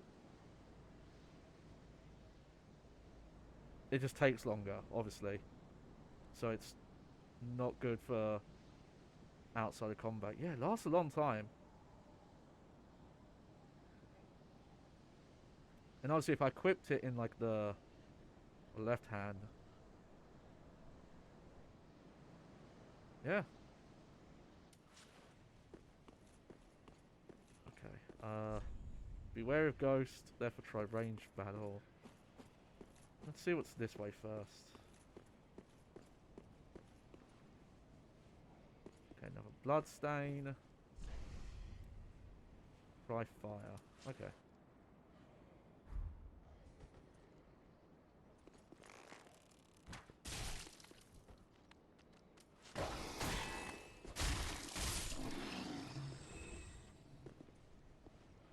Don't know if that's necessary, but this will be easy if I could do this. Yep, there we go.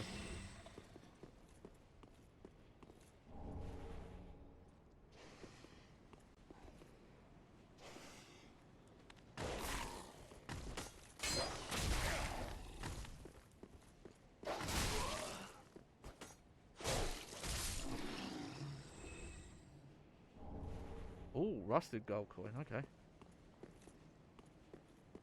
Is that everything over here? Yeah, that's just for a little extra.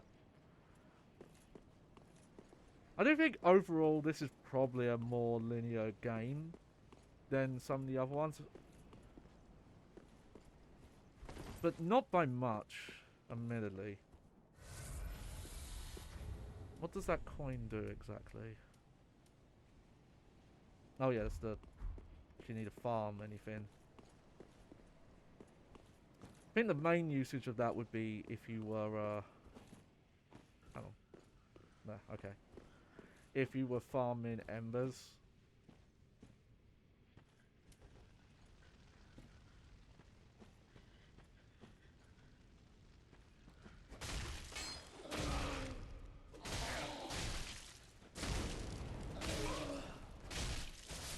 That was a bit dumb, but whatever. This area's quite dark, so... Oh, look down there. That's like all the ghosts down there.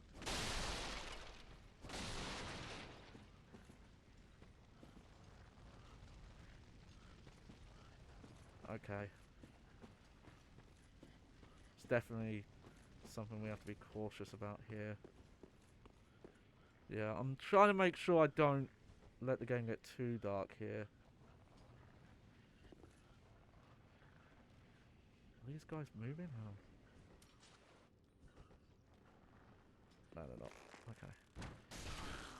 Oh, nice, that worked. Huh. Thought you would have, Okay, they are moving just really slow when I hit them.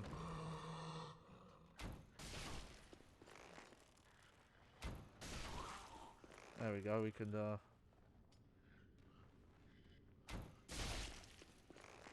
some range fighting finally.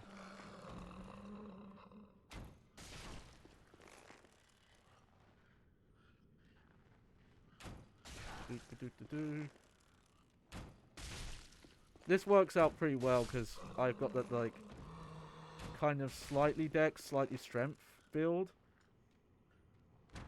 So my range attacks get improved because of that.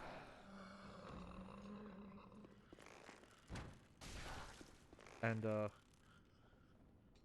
aiming's definitely a lot better. Like that's something in some of the older games that's definitely... that the crosshair was like not really accurate to where you were aiming.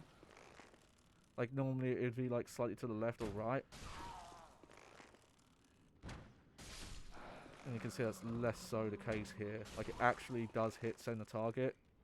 Unless they're like closer. Oh. Come on now.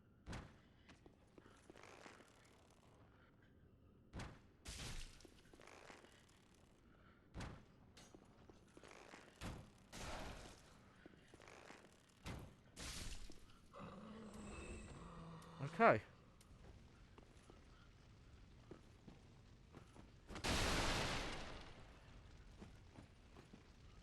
Okay, that's not all of them, but there is a lot of them. There we go. Good, good, good. A little tedious, but sometimes that's the best method, honestly.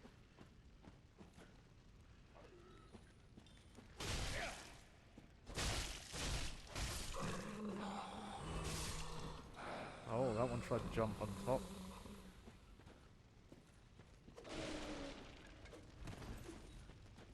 Okay, there's a lot more over here, though.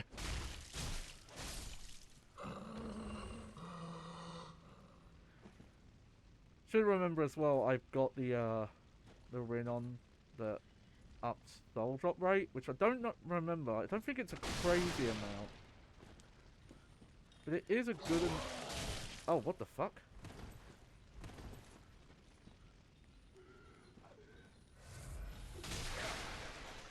I don't know why he was invisible. It's very strange.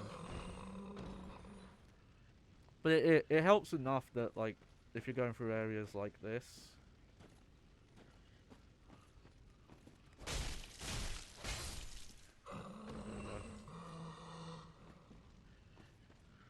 Like, it's still a good upgrade to have.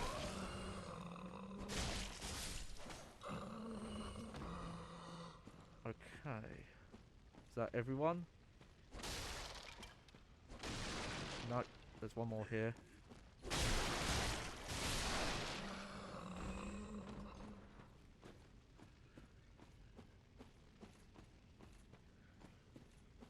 Okay.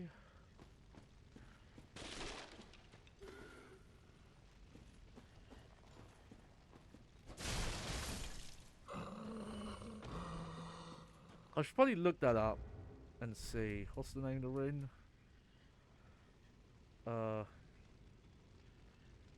Cove to Silver Serpent Ring. If I remember right, something like 10 to 20%, like somewhere in that region.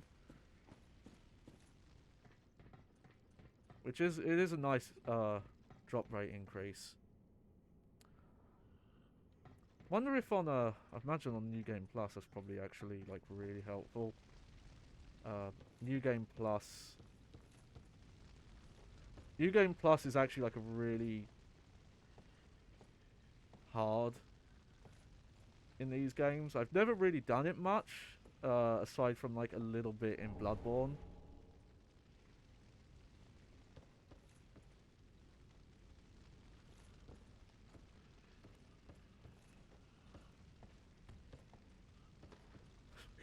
Good job, guy. Let's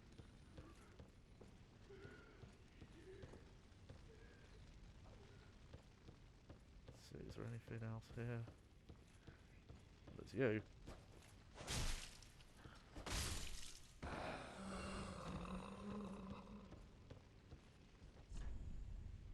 No trap ahead. Okay, well let's see. Are you actually...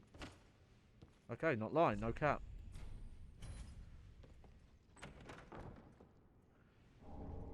Ooh, okay.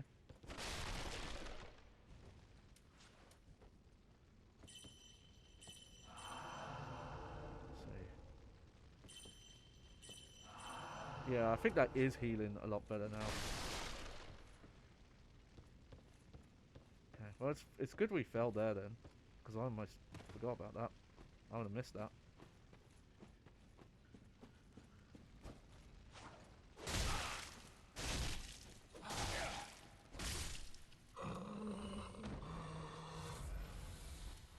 Yeah, let's Rina Din Din again.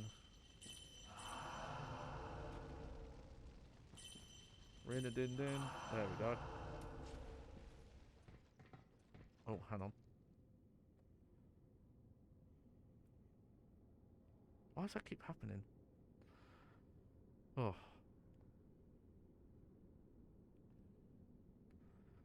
Oh, I think I know what it is. What I need to do, I need to mess with my my straps here, because though they're fixed onto my puppetry stuff, they're not fixed in place, so they will slide up and down. So that's why they're not like holding them in place very well. Okay, yeah. Huh. Okay, so that's a drop down. Don't know if I want to mess with that actually.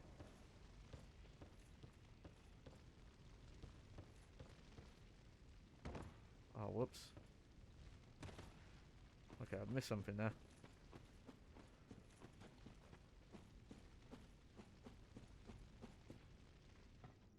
Give me a sec.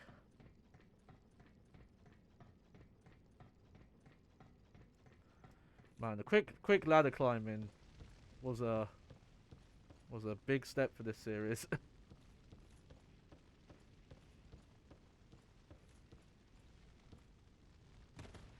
There we go. Oh, no, I'm an idiot. It's just literally right back here. Okay.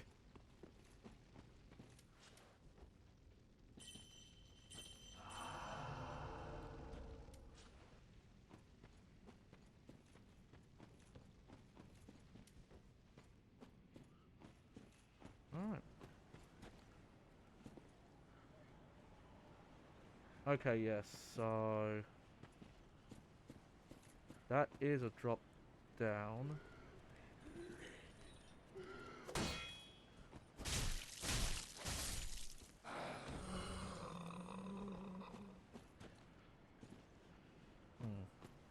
Maybe I will check that out then.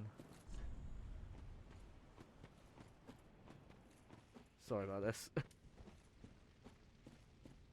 It's a good thing to be hesitant now and not be greedy with a lot of shortcuts and side paths, because it's very easy to get distracted, try a side path and like kind of accidentally jump into like something really tough or miss where you're going. So is there anything worth getting here? Or no? No, that's just literally another way round. Huh. Okay.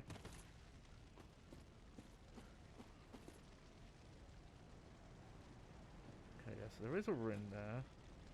But okay, let's just go forward for a bit for now.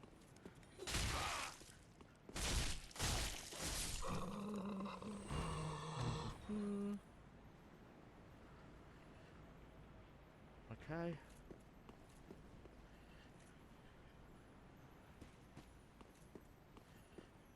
Because I think at this point I'd like to find another like progress bonfire and then come back for that.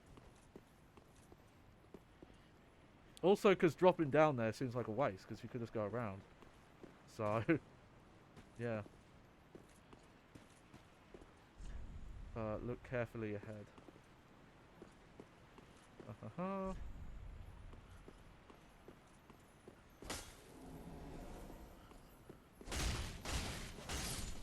Well, that message was right, so...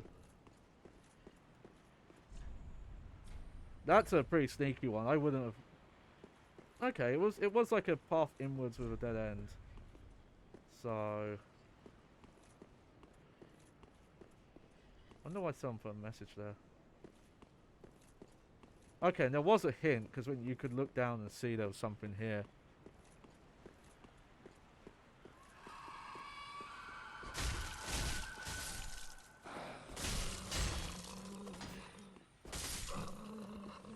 Okay, well, something to scream, so that's not good.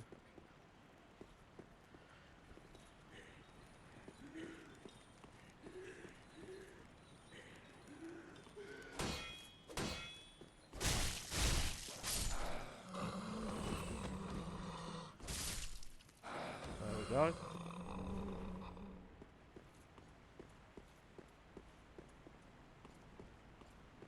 That is something small I might look up. Again, I don't want to look up too much while playing through this. But I probably will look up if I have missed anything important. And specifically at this point, it's if I've missed any melting fins.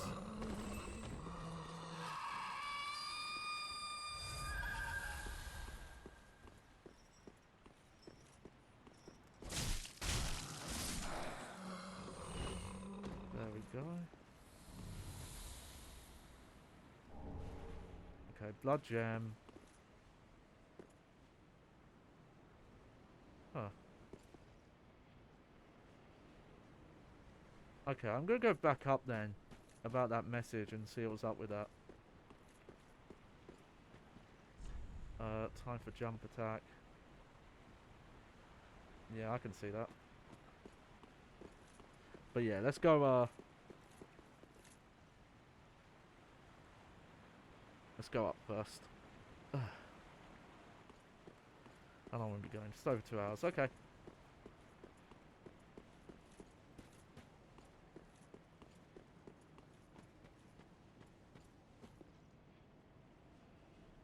No, see, okay, well, I'll try it. Just to see. But I don't think that message was right. And... yeah. Okay, so I'm just gonna take some damage here. There we go. That was for naught.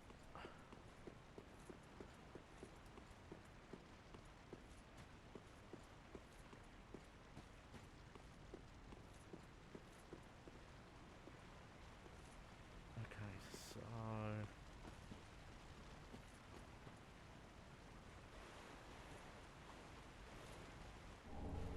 ah, okay. Okay, so I should double check. Do I have anything on me with quick step?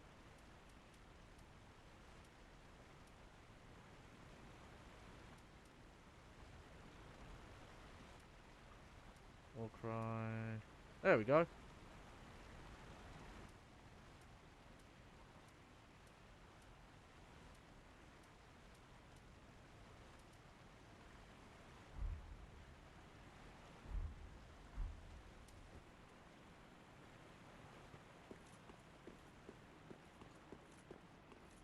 Let's have a quick look over here.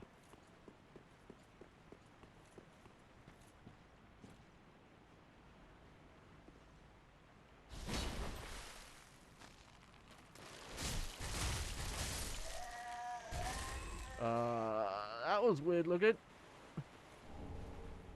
But okay. Okay,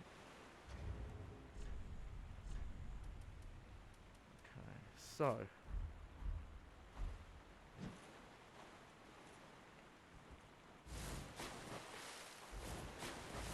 Oh, I see. Interesting. So that doesn't quite do what I thought it did, but it is useful.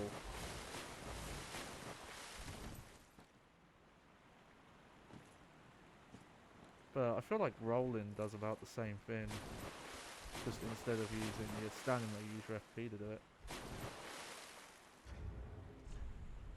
Maybe I'm wrong. Maybe it was a different skill. There must be a ring, though. Because, you know, there was one in Dark Souls 1. It feels like you would bring this mechanic back, so, you know, because that's what you wanted to do.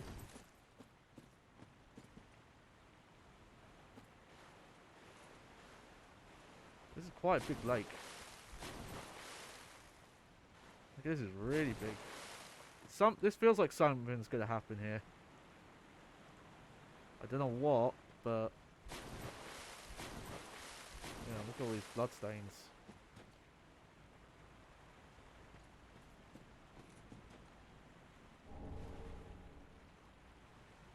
Well, let's look at one and just see what happened.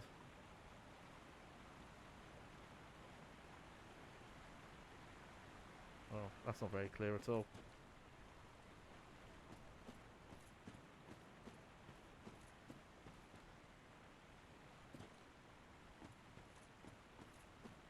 Okay, well, let's just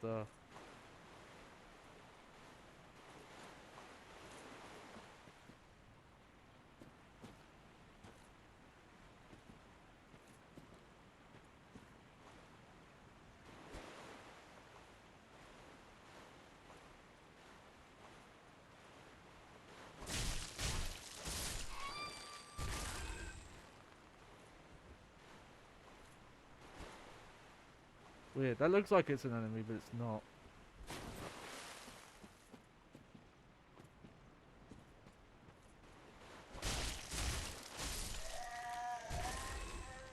Yeah, I'm doing okay here. And you can, oh, great hill.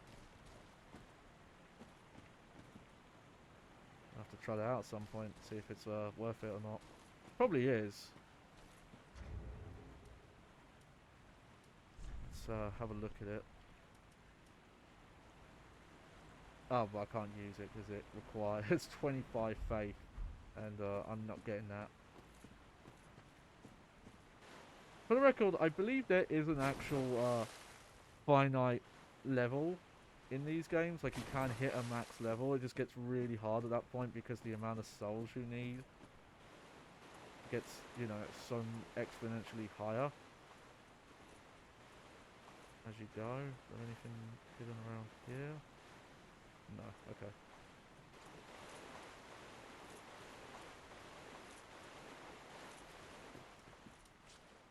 While I'm here, I'm just gonna...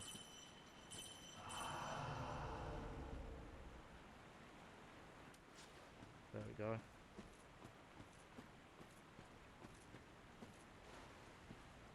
I'm really shocked that nothing's, like,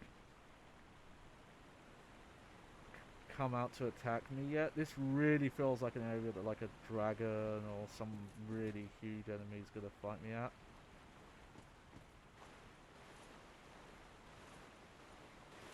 Especially because there's so many blood signs around here. The only thing I can think of is what actually happens here is NPC invasions. And I'm just not getting any because I'm not embered right now. Or it's because I just haven't activated whatever shows up here.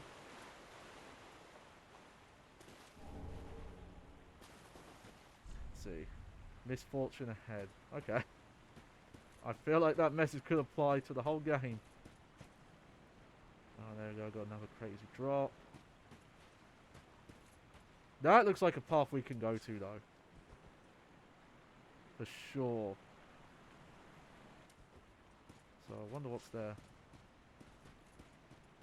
Anything over here? Also gotta remember there's that optional boss near the Farron Keep Covenant wolf that I should go look at some point. We are stronger, at least, so we might have a better chance if we went for it. Okay, let's see. If only I had a friendship. Well, there's a bonfire.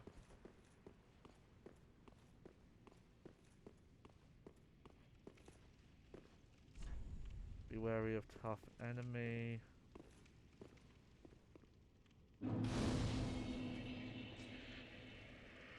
There we go. Hold on, let me check something. Can I... Oh yeah, we'll go level up.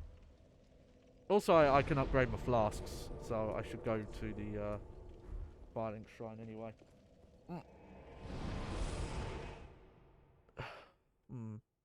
Trying to think how long I want to stream for today.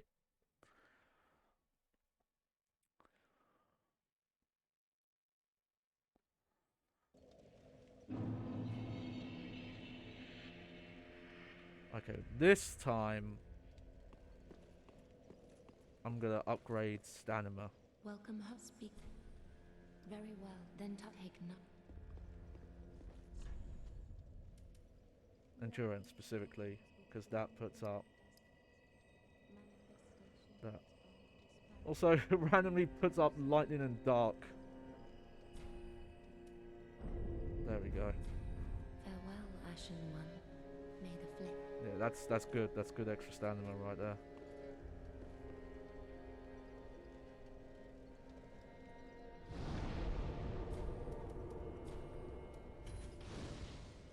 There we go. Look at that, beautiful.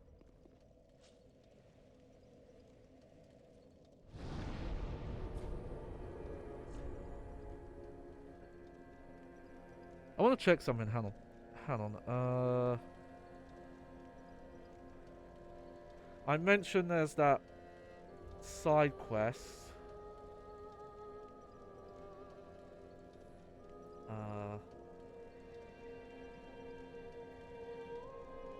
So let me look it up because I need to check what bonfire he actually shows up in. Okay.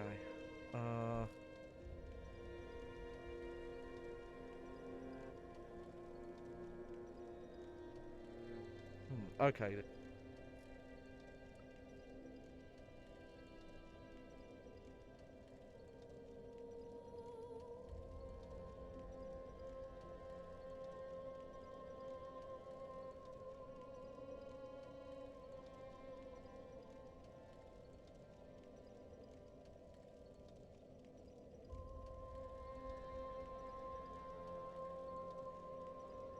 Do underpath or you can get to land center doorway.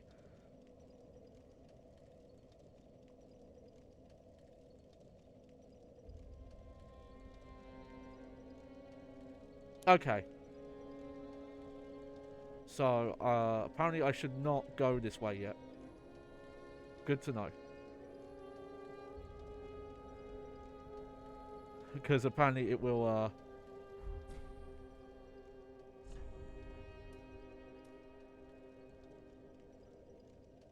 fail some side quests if I go too far that way.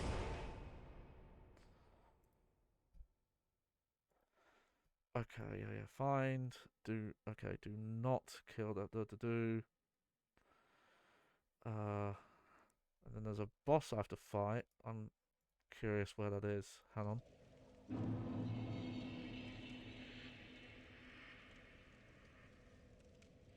Oh, okay, so it's a boss fight here.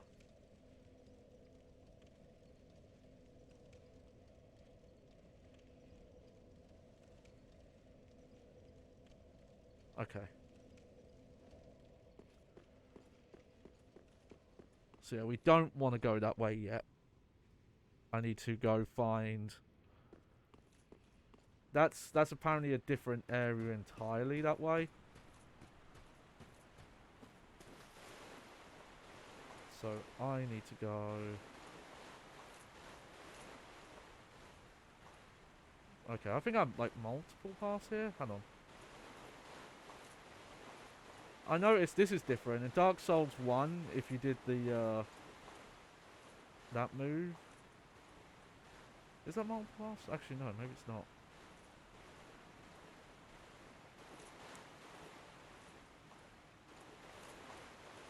But yeah, if you held the run button down when you're in deep water like this, it used stamina. I'm pretty sure it did. Okay, yeah. Okay, so there is only one way to go. Not as crazy as I thought. Okay. But here it does use stamina. It's just that you can't sprint.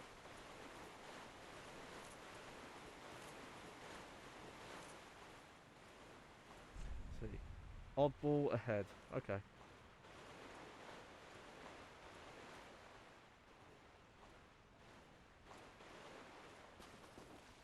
Oh, the camera.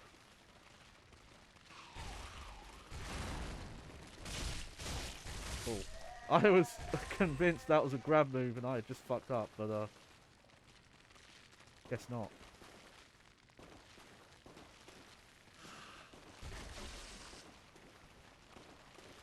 Yeah, try it.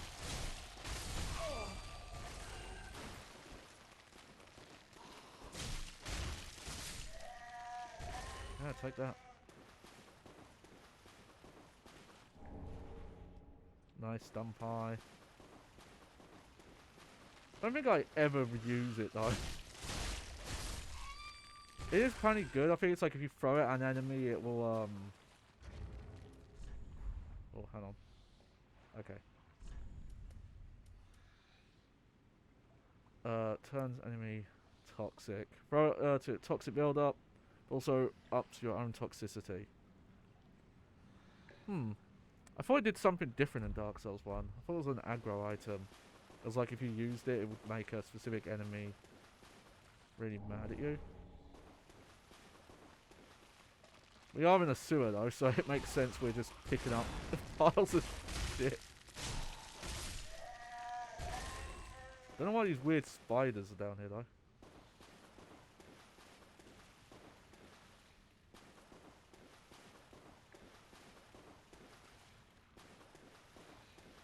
Let's make sure I've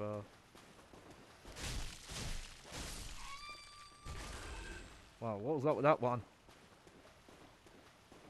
Just making sure I've got everything here, yeah.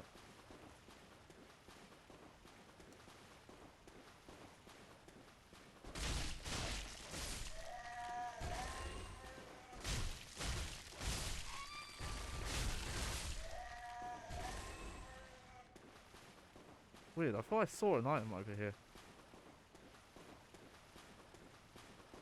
Oh no, it's just a fucking reflection on the wall. That's happened a few times actually.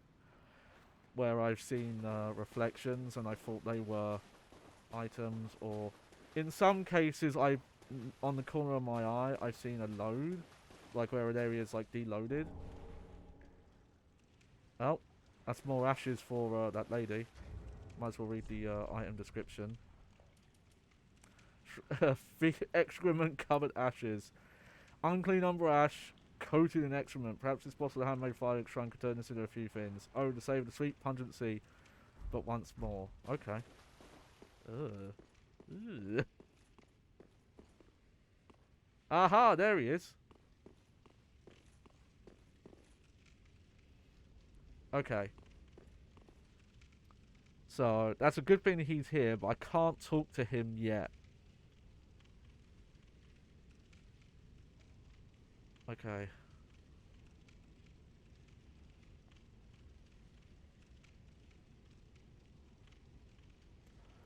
So, what I need to do... I might run back to that other bonfire.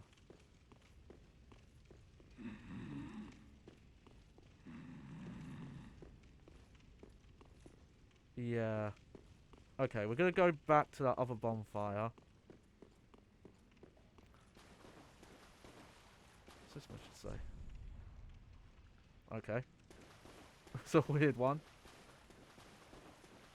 It's not too far. So, and the enemies here weren't that bad to get through. But yeah, what I need to do is the thief NPC, I need to send him on a quest.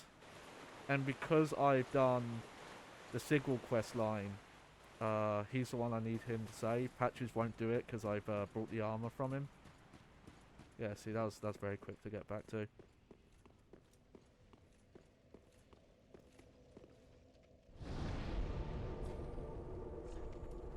Okay. Let me just read this, make sure I'm doing this right. Yeah, he's sitting by. Okay. Yeah, do not talk to him. If he's, he'll return safely immediately after killing. Otherwise, you'll find. After killing. In here from Oldham, past Sigrid, still sitting in the kitchen when undefeated. Girl was saved by Sigrid, return safely. Yep.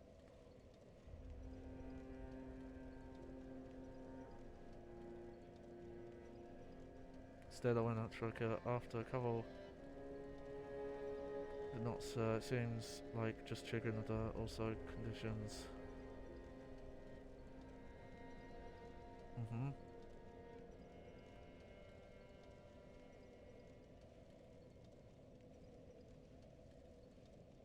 Okay. So that's pretty simple. Okay.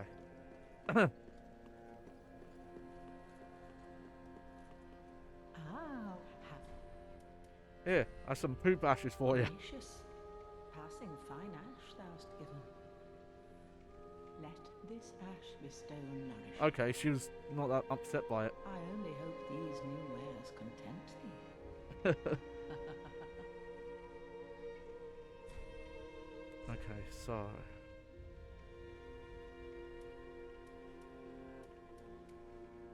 Okay, I think that's new.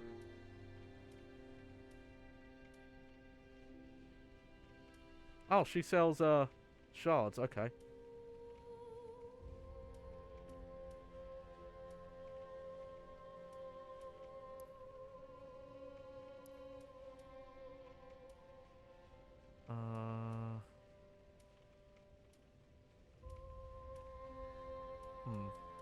Not sure what changed though. That's the only thing that's kind of annoying there. Is it's not very clear what items she gains when you give her stuff. Oh, hello. Discovering Irith, if the tales are true, it is home to Okay, I'm gonna stop skipping dialogue there. worshipping nobles, and should be packed with treasure. What do you think? Yep. A fine choice. I am Grey Rat the Thief. Grey Rat, that's how you What pronounce his bring name. back Always will forget. Be worthy of that name. Goodbye. I will leave for some time. Do stay safe, you hear? Okay, so I need to defeat the main boss of that area. Oft the Lords of Cinder, the Undead Legion. It's not my choice. So that's how they're delivered to their thrones. Yeah, because they all gone mad and... I pity the sorry souls. Is that really Lordship's last reward? I love there's always this type of character in these games, just the one who's like on the brink of insanity that just sits in the safe area the whole time. Alright.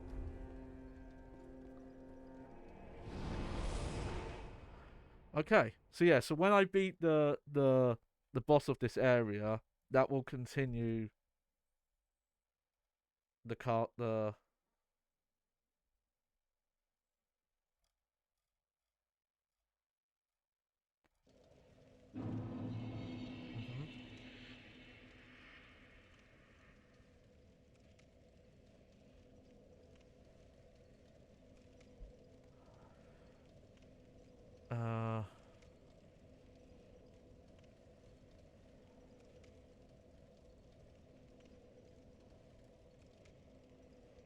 what is step 5? Hang on. Okay.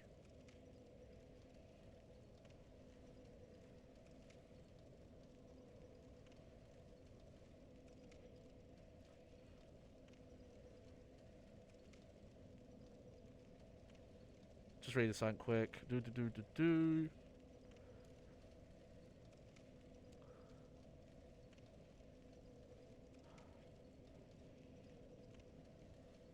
Okay. So there is another step to do. But it is a very definitive end of his quest line, so I don't know if I want to do it. Plus, it will make him unavailable permanently.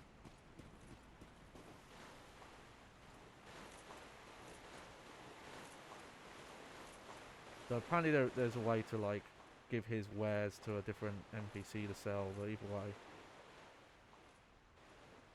let's not do that.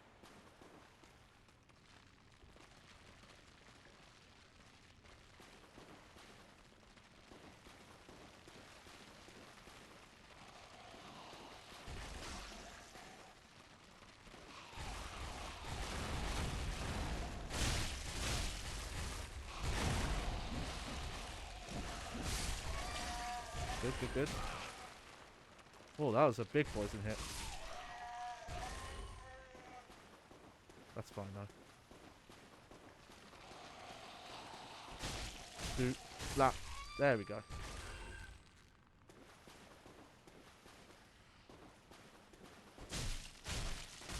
Okay, so it's gonna seem weird but I have to actually not talk to Katarina Knight here.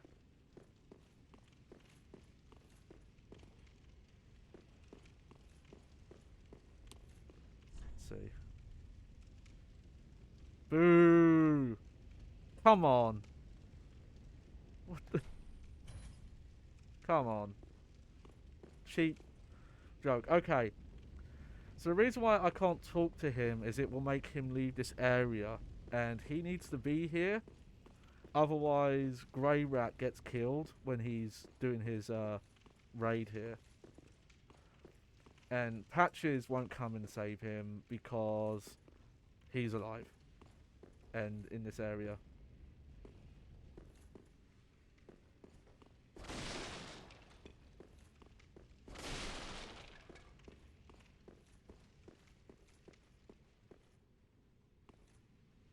Alright, now we're in the castle. It's a cool looking area though.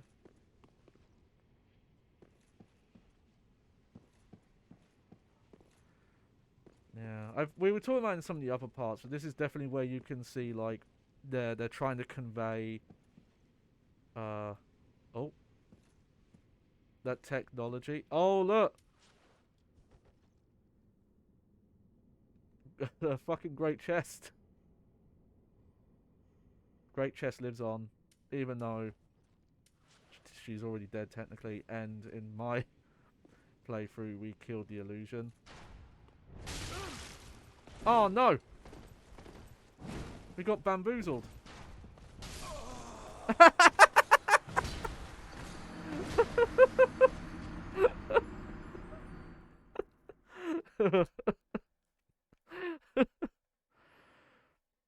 Oh.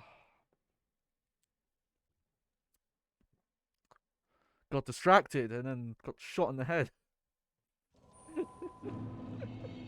Oh, one of my messages got rated. Okay. Nice. Alright.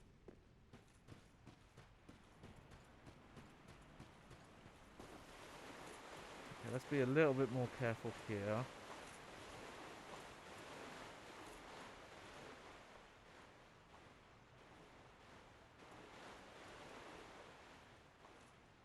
Try and...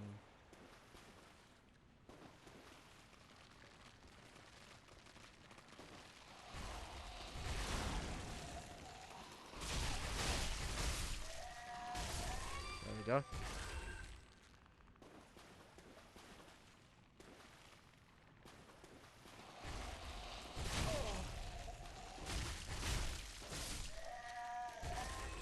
That's really not that far away, though. That's a good trap, though. I should have seen that coming. That was fucking obvious. It's like, oh yeah, his back's turned. It's such an easy backstab opportunity. Like, of course it was a fucking trap. Oh, the devs are cheeky fuckers. I love it. I love it.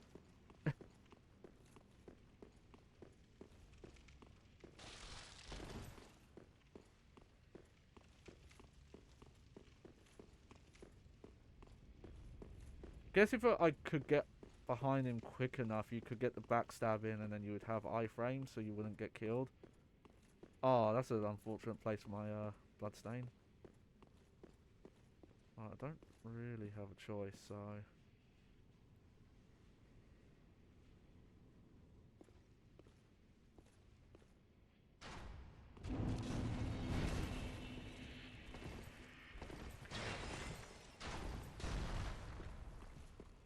I'm gonna come here so I can't get a arrow here at least.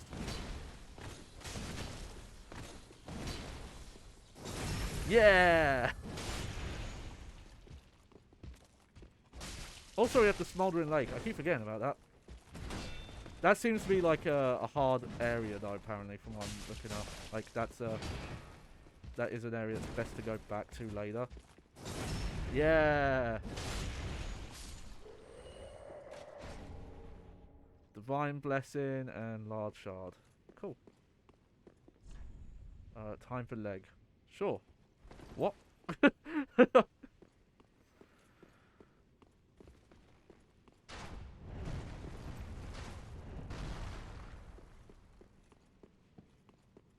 it say? Does it say it? Could this be a chest? Yep. Oh, that was fucking close. What the hell?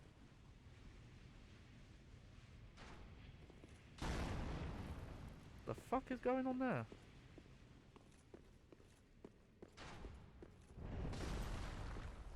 I guess his arrows, like, created cold?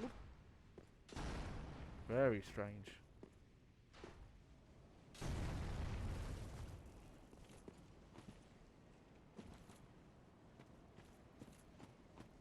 Well, it's okay. I could have cured frostbite if it happened, but still.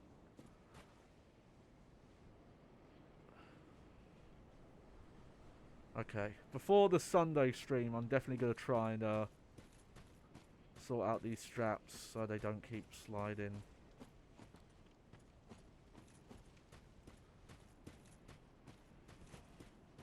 But I shouldn't be too hard at all.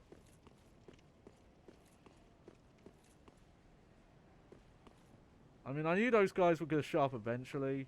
The fucking dragon bows. The huge.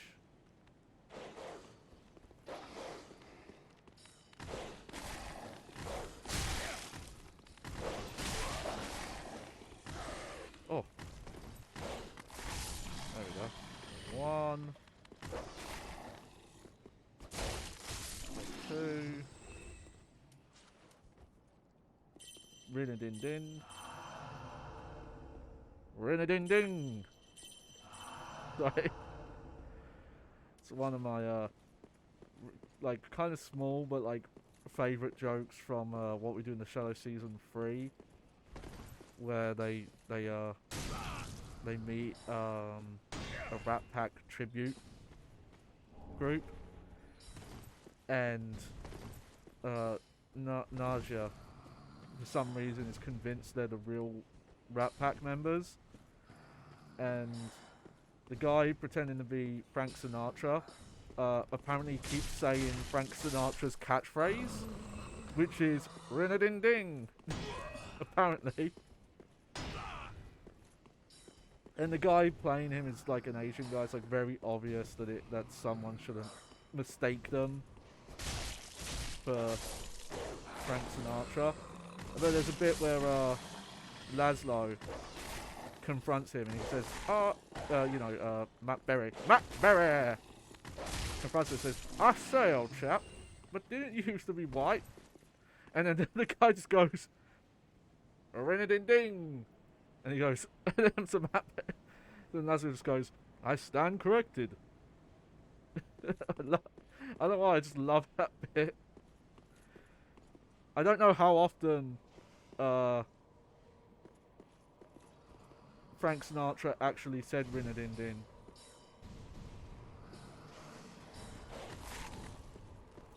I just like the idea that these vampires that would have actually hung out with the Rat Pack back in the day are so like egotistical. Oh shit. Oh wow, I should be dead. I'm not dead. But I should be. But I just love the joke that they're so kind of like egotistical, full of themselves, but like that they don't pay attention to people. That some Asian guy could convince them he's Frank Sinatra by just saying rin-a-din-din. Yeah, this is a tricky area.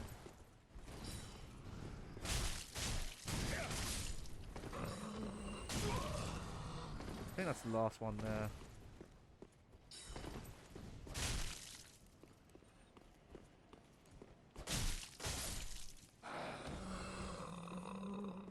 I've not seen any of the newest season. My mum's watched it, but I haven't.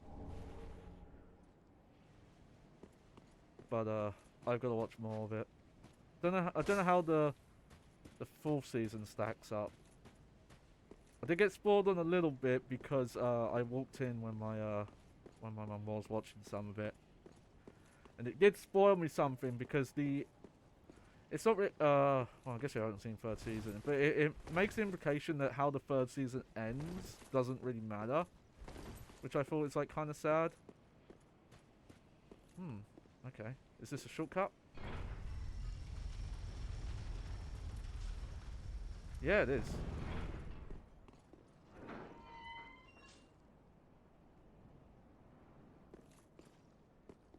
Yeah. Yeah, because that takes you back to the, to that bonfire. Okay. We won't, worry about it for now, though. Because I don't want all these fuckers to respawn, so... we'll leave it there. But I really like that show, and, I wouldn't say it's like a theory, but it's more just like an analysis of the history of the myths and legends around vampires, and how a lot of the myths and legends and the like irrational fears and everything around that have their basis in commentary on like old blood rich families versus like their view on the lower class, and kind of like how their familiars have, you know, they have the whole promise of like, oh yeah, if you serve me, you know, you work for me, you'll eventually become one of me any day now, and they string them on forever, and it's parallels to, you know, capitalism and the idea of like, oh yeah, you can better yourself in society. And also like a lot of the fears and legends around it backdate to you know, when lords of towns and areas, because they were wealthy, they were healthier, you know, and they lived longer. So entire generations below them, like in their area, could like be born and die, like in like, you know, before them. So I think that also led credence, you know, made people think of the, you know, it in their minds it gave credence to that whole idea. But it's safe to say that what we do in the shadows. Oh god. There we go. Is fully aware of that kind of commentary that exists in general vampire lore, and they double down on it. They really, like, a lot of the jokes are like very obviously built around that.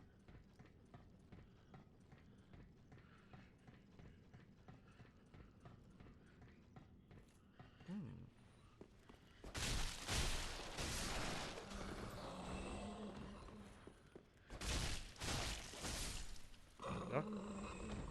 Oh, okay, so these ghosts... Oh, yeah, they drop blood gems. I forgot.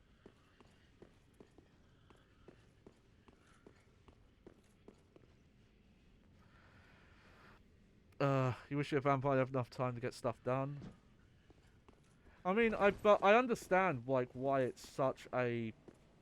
You know, like, it's a popular myth and a thing that people want real. Kind of thing of, in terms of, like, immortality and... also making yourself feel like, oh, you're part of the upper echelon, the upper class. Like, you're so far above humans that humans are just sustenance to you. Oh shit, that guy's got a scythe. Ah! Woo! Woo!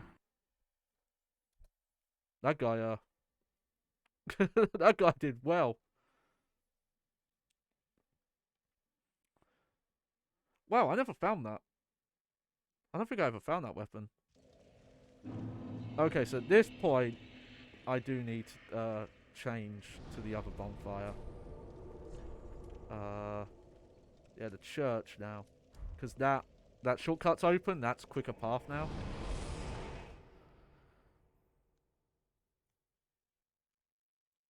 Like, cause yeah, if you like really think about it, like what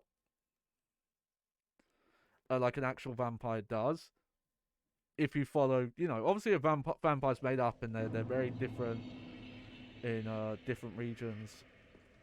Like different countries have very different legends on it, and legends have changed like over time. Like there aren't really any real rules. But if you look at it in I say the context of like, yeah, vampires kill other people and that sustains them. Like that is kind of a dark thing to want. like a literal psychopathic thing. There isn't much vampire lore where it's like, oh, you can be a vampire, but you don't have to eat anyone. You don't have to kill anyone. You can just take a little bit of their blood and it's fine.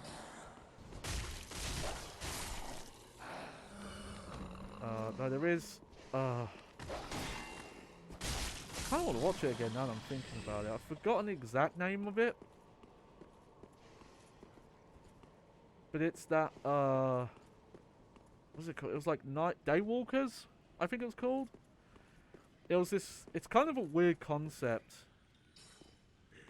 Now that I think about it. Like, as a plot. But it was like, there was some, oh shit.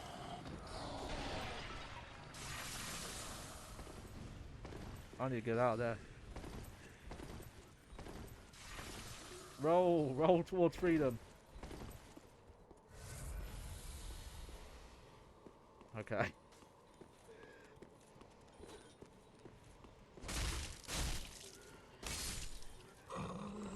Yeah, because that's not the way I went before. But it was like there was some disease, like a pandemic of a disease that spread throughout humanity. No, it's not going where you think it is, but essentially that turns them into vampires. It makes them allergic to the sun. It makes it so they have to sustain themselves on blood. In fact, the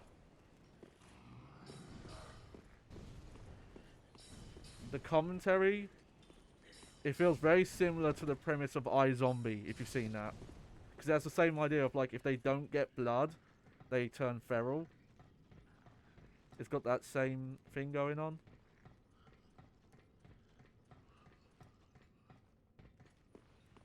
But I remember it being pretty good. Because it was an interesting twist on vampire lore. And kind of that commentary that on like that class commentary used to have, because I think the idea was I'm trying to remember why some people weren't infected. There might be like a plot hook of like, oh, the reason why people were infected is because it would let them survive some other disease. But there were people who chose not to get vampired. I forget. It's been a very long time since I've seen it, and you can tell because I can't even exactly remember its name.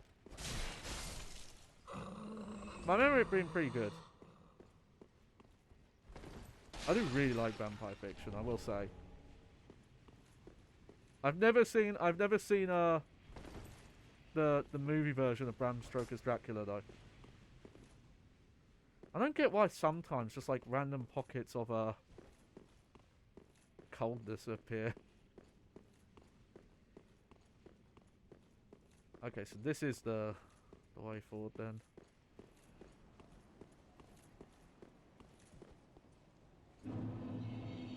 Okay, we've got to be careful because we're carrying a decent amount on us. It takes quite a lot of time to get this amount of souls on us. And for how little it actually buys us now, that's quite important.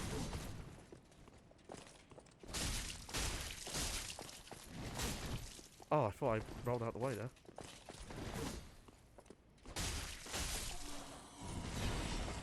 There we go.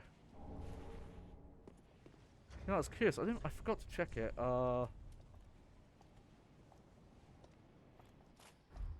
wanted to see how this compared. The scythe that I leveled up. But you know what? I think that does more damage against these guys because they're not they don't take frost damage.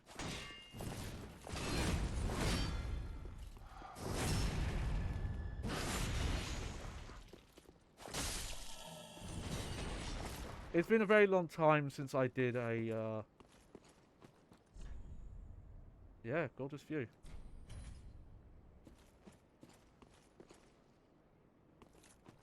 Like, it's not entirely unique, 'cause the painted world in Dark Souls 1 had a bit of this going on, but it's a very, you know, like, there's a different twist on it for sure. Different take on it.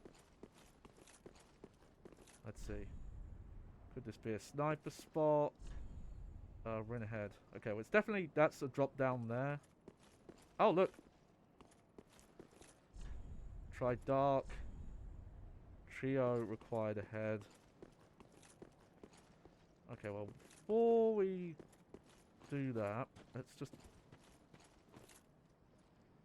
make sure we've done our due diligence here and found everything. We can actually get back to here quite easily. Could this be treasure? Well, no. It's weird what messages get upvoted sometimes. But yeah, this has got to be where the boss is.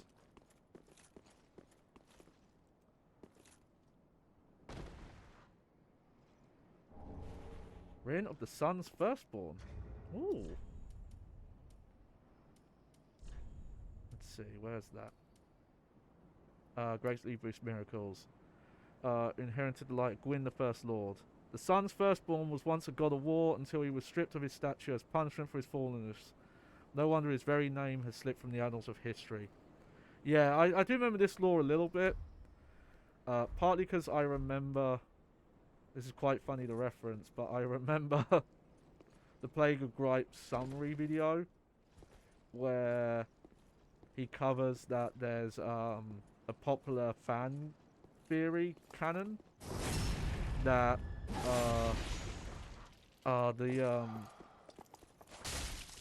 the sun worshipper guy, I've forgotten his name. There's a popular fan theory that that's him. He's the firstborn, and he's the one who was banished. But apparently, there's no actual proof of that. All right.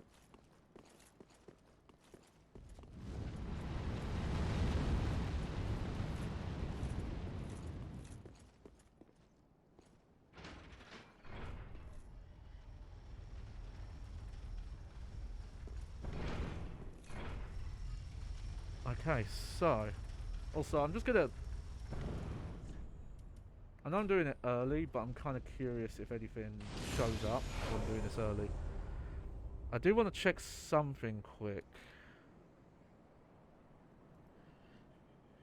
Let's see.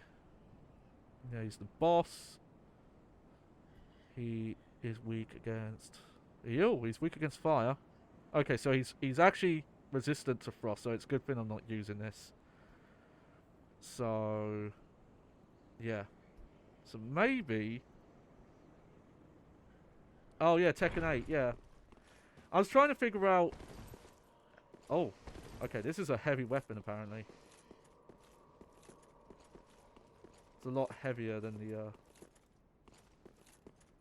the sword I was using.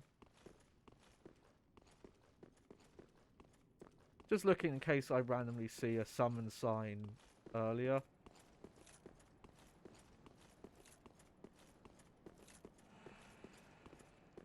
But it does not look like it. Here's one. Oh. Okay, if this guy's weak to fire, then I might as well use the scythe.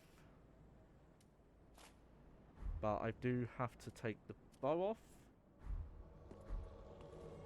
There we go. Yeah, Jun being back. Well, she's been back before, but like actual canon. It kind of makes sense because oh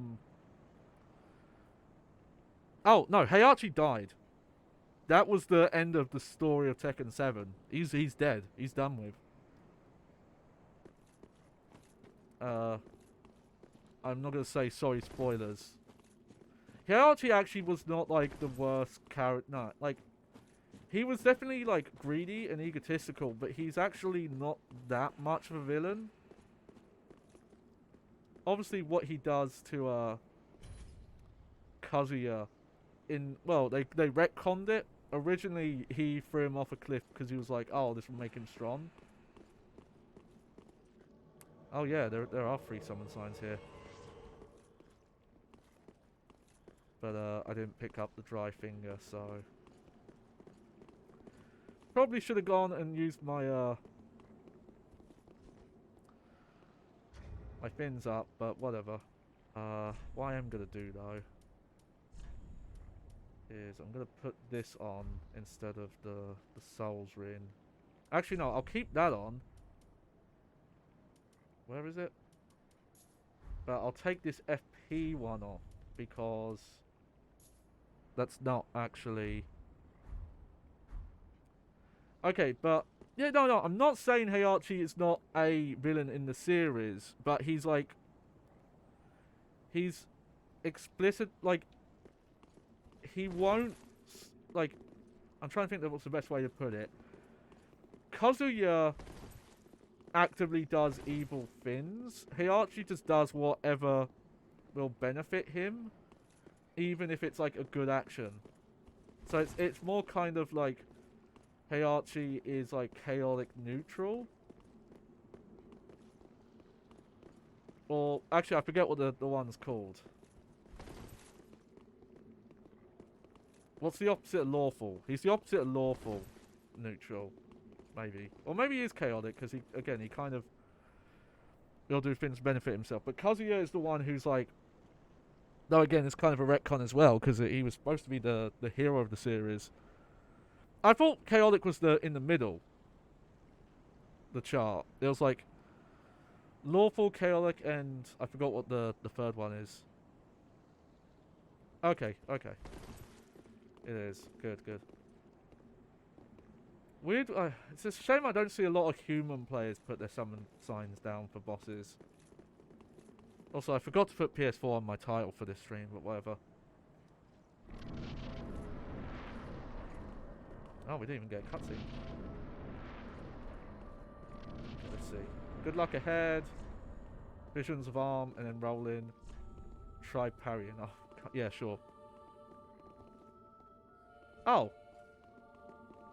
Well, what's... Okay, so it would be like evil chaos, like... Maybe he would... He's like, yeah, he's somewhere between like chaotic and like...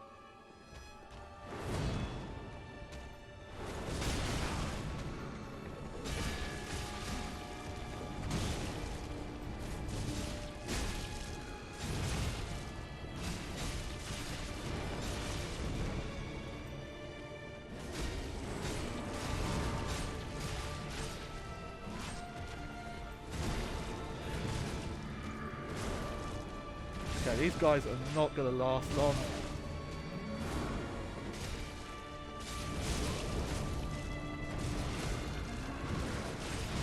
I don't think.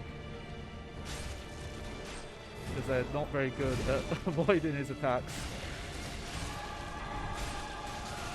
Oh!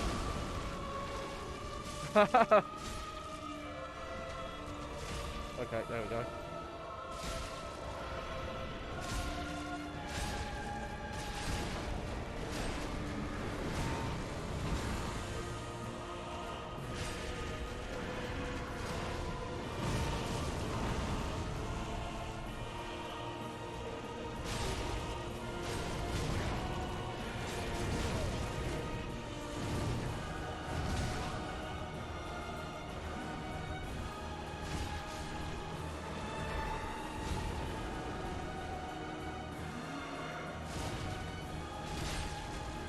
I do like this gimmick though, where he's making like shadow clones of himself.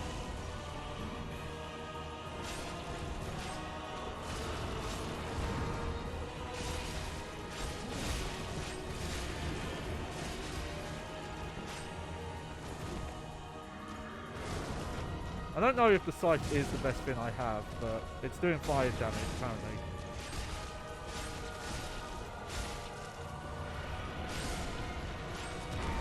There we go. Yeah!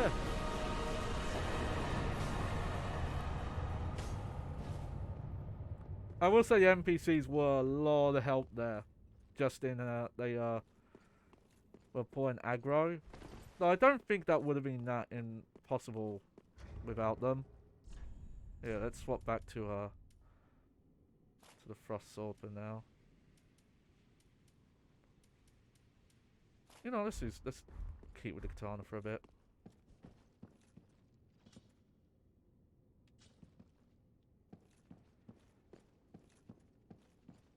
Let's see, could this be on fire? Well, yeah. There we go.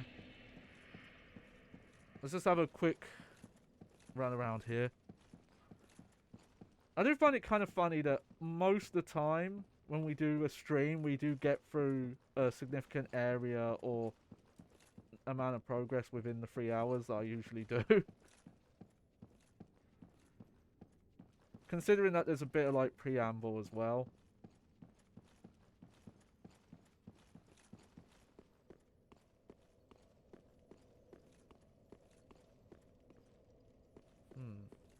Okay. I did it. Come on, man. You're just trying to get free upvotes. Can't fool me. So what's ahead here? Praise the sun. Yep.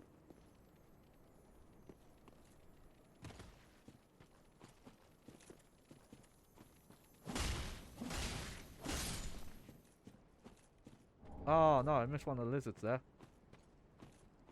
Okay, that's fine now, because I can just literally... Weird. Why did loads of people die here?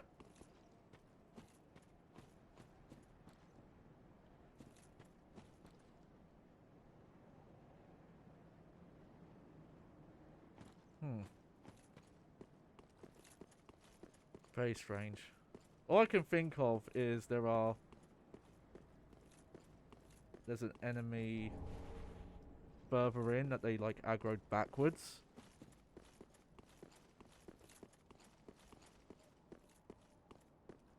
Like there's an enemy over there. Okay, well let's go back. I want to mess with this stance, what it does.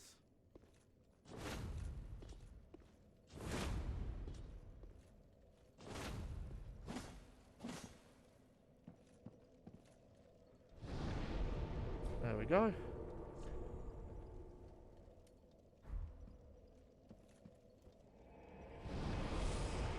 Okay, yeah, so that should have done a few things in terms of quest lines.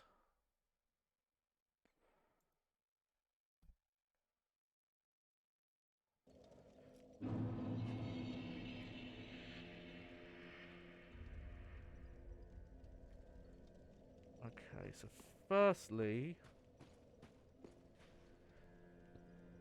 should be something down here. It's weird how I actually don't, aside from like the tree boss,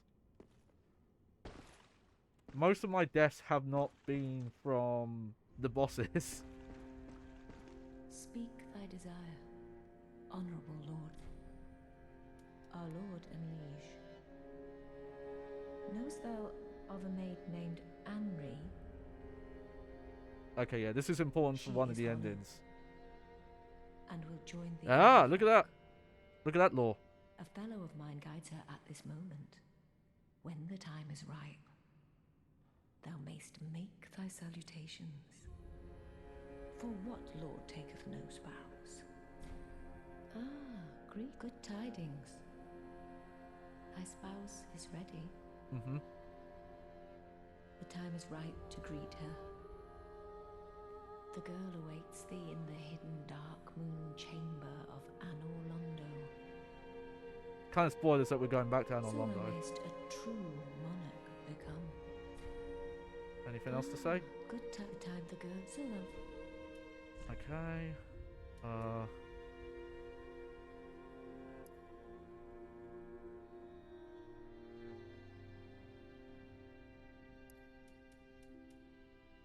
Dark Hand. Recognize Folk and Art unique, the Land of the Hollow. It is Saps the essence of victims and controls a special shield. That's definitely like a PvP thing. Till we meet again. May the darks. Okay. So there's that. Alright, he's back now.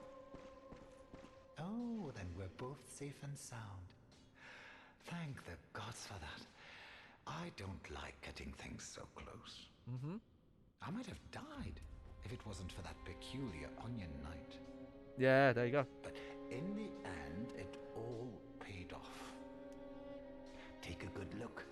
They're sure to be of some use. Okay, what you got? Okay, I think he might have an extra of those. Oh, interesting. He's got a throwable lightning fin. That's important. He's selling he's selling some crafting stuff.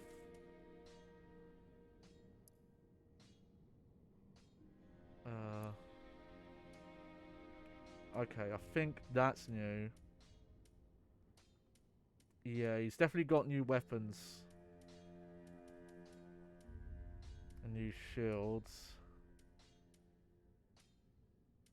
And definitely new arrows there. Okay, but I do need to sell some stuff because I've got some duplicate items. I'm pretty sure.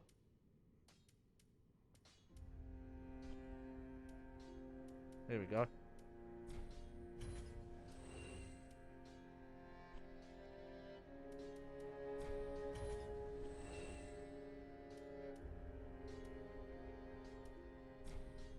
There we go. Goodbye. Oh, this place is a...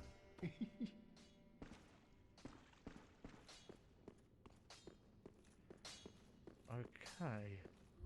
So, his quest line is basically done.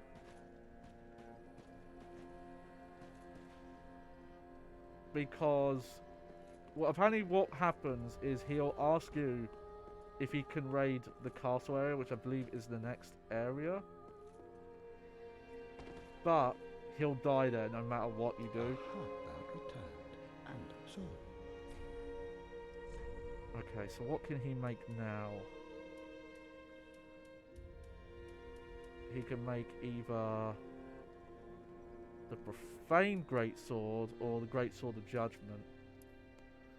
A ceremonial sword held in Pontiff Sullivan's right hand, representing the profane flame. Long ago, when Sullivan was yet a young sorcerer, he discovered the profane capital and an unfading flame below a distant tundra of Iliath, and a burning ash ambition took root within him. Temporary summon the profane flame, lunge forward and use strong attack. Yep, and then this is a ceremonial sword held in the left hand, representing the judgment of the moon, but with magic far closer to sorcery than any existing lunar power. Its dark blue hues, deeper than the darkest moon, reflects sorcerer Sullivan's true nature. Stance of judgment. Assume stance to unleash dark magic, use normal attack for a lunge in and strong attack to emit. Okay. Here, we'll get this one. This kind of shows you that if you want to get a lot of those, like 100, like get all miracles, get all weapons, those kind of ones. Most illustrious Lord Seeker. Yeah, we've not got this dialogue yet. Or should I say, You need to Lord Slayer. do multiple playthroughs. Fine kindling for the thrones, is it not? Each soul truly worthy of lordship. And all slain by thy hand, to bind them to their thrones, even in death. Oh, I have no qualms. For as we are to our thrones, thou art to thy duty. In fact, methinks thou'st helped these poor lords along their rightful path. Alright. Treat the firekeeper not with discourtesy. She is much like thee. Prisoners both, kept to link the fire. Yeah. Okay. Because now we just got to pick stuff to level up. Welcome home, speak. Okay, Very well... well. Then touch take not. I wanted more vitality because that's equipment load. And then I was thinking Dex. Yeah, we'll go for dexterity. Ooh.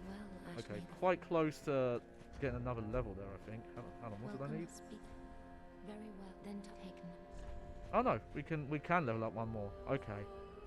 I'm not gonna worry about health. Might just go for dexterity again.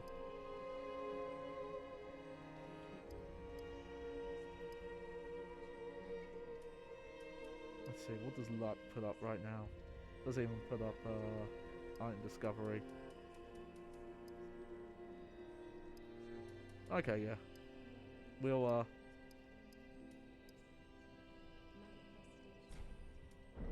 there we go, we'll go for that. Farewell, Ashen One. May the flick. Alright,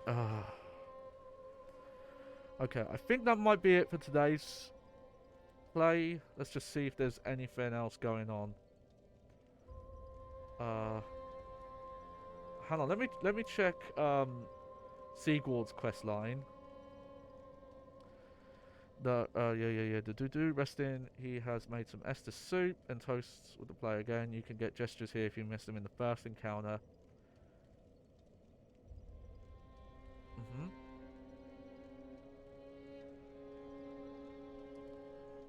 Okay, so there's one thing I need to go do quickly, which is go talk to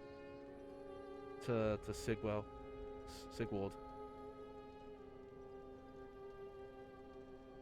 And then we'll end stream.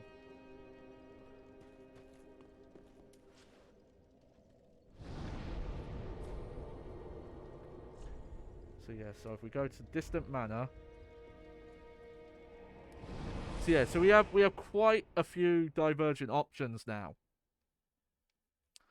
Because we have the Smouldering Lake. I still haven't done the Smouldering Lake. All I did was like fight Horace there. But we have the whole area to do. And then we have like this diversion path. This goes to the dungeon. Or there's going forward from where that boss was, which I believe is like the main area of the castle. So we have a lot of choices for next stream. We'll have to figure out what I want to do there.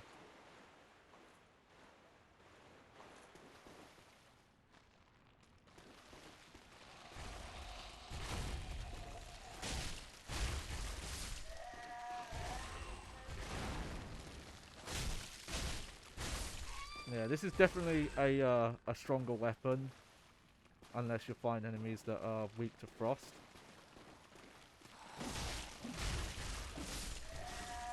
Though I think it uses up more stamina.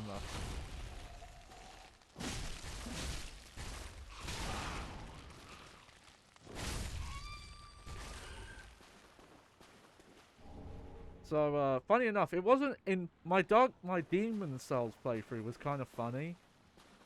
It definitely was not optimal, because for like most of the game, I think I started out with just like normal sword or shield. But for a lot of that game, I used spears and the shield to do like the poke attack with the shield. But by the end of the game, I was using the katana. It's a unique katana, and it's also in Dark Souls, funny enough. But I think the stats are a little different. But what it did, it did like constant damage to you, but as a bonus, it had a lot higher damage, and I think it even had bleed on it. But in that game, there was a ring and a shield that both regen health. So I had both of those equipped, and the sword, and the healing is so powerful on the shield and the ring that I was still recovering health with that, even with the sword on that was sapping health. Oh shit, it sounds like Minnie. Oh. Hello. Excuse me, I must have dozed off. It's rather warm in here. I get it. Well, hasn't it been all too long? It's good to see you.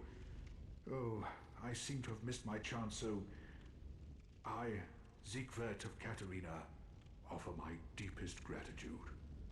And a little surprise to go with it. It's all yours. Oh. I know. Won't you join me for dinner? I make a fine Esther soup.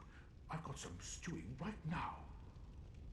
Even we undead deserve a little normalcy from time to time. And finally, upon this rendezvous, let us make a toast. There we go. To your valor, my Apparently, sword, because we missed the first encounter with him, we got some stuff here. There we go. We missed that first toast. Have you heard? Somewhere, hidden right here in Irithyll, is a deep dungeon. Yeah, here we go. And even below that, the profaned capital, home of Yhorm, the reclusive giant lord. That reminds me, I've a grave promise to keep. So that's straight up where he'll go. Oh, sorry. I'm afraid I've cast a cloud. If I want to continue his quest line. Well, let's I'm check. going to have myself a little nap. The only thing to do, really, after a nice toast.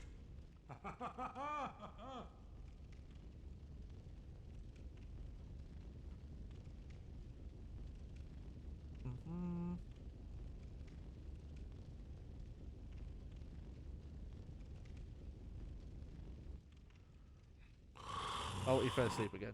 Okay. So let me check all the other endings. Oh, nice. There we go. Got all of our gestures. Okay.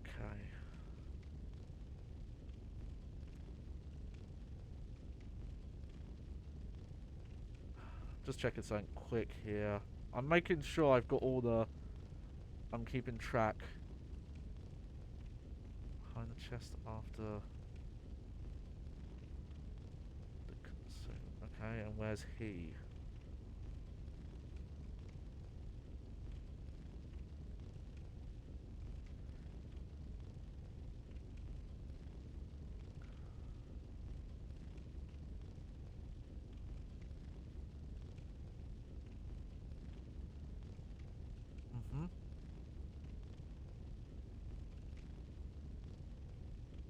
Okay. Okay, so he is in the garden below the castle.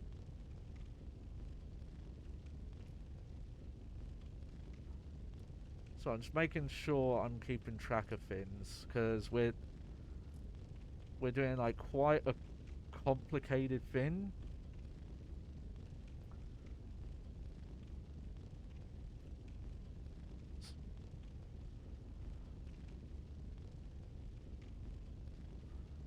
Okay.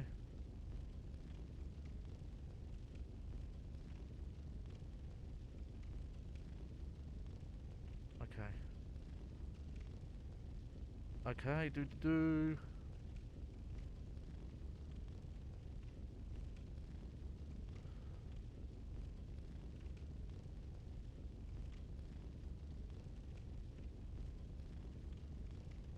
Okay. So there's quite a lot going on still. So yeah, so even though we're so that quest line about marrying that lady, that's for a very specific ending. I'm following a guide that should guarantee that I'm able to get all the endings. And the reason why is because with PlayStation Plus you can upload your saves. And I did this with Bloodborne. All you have to do is get one ending and then just download your backup save, and it will just go over the top of the previous one.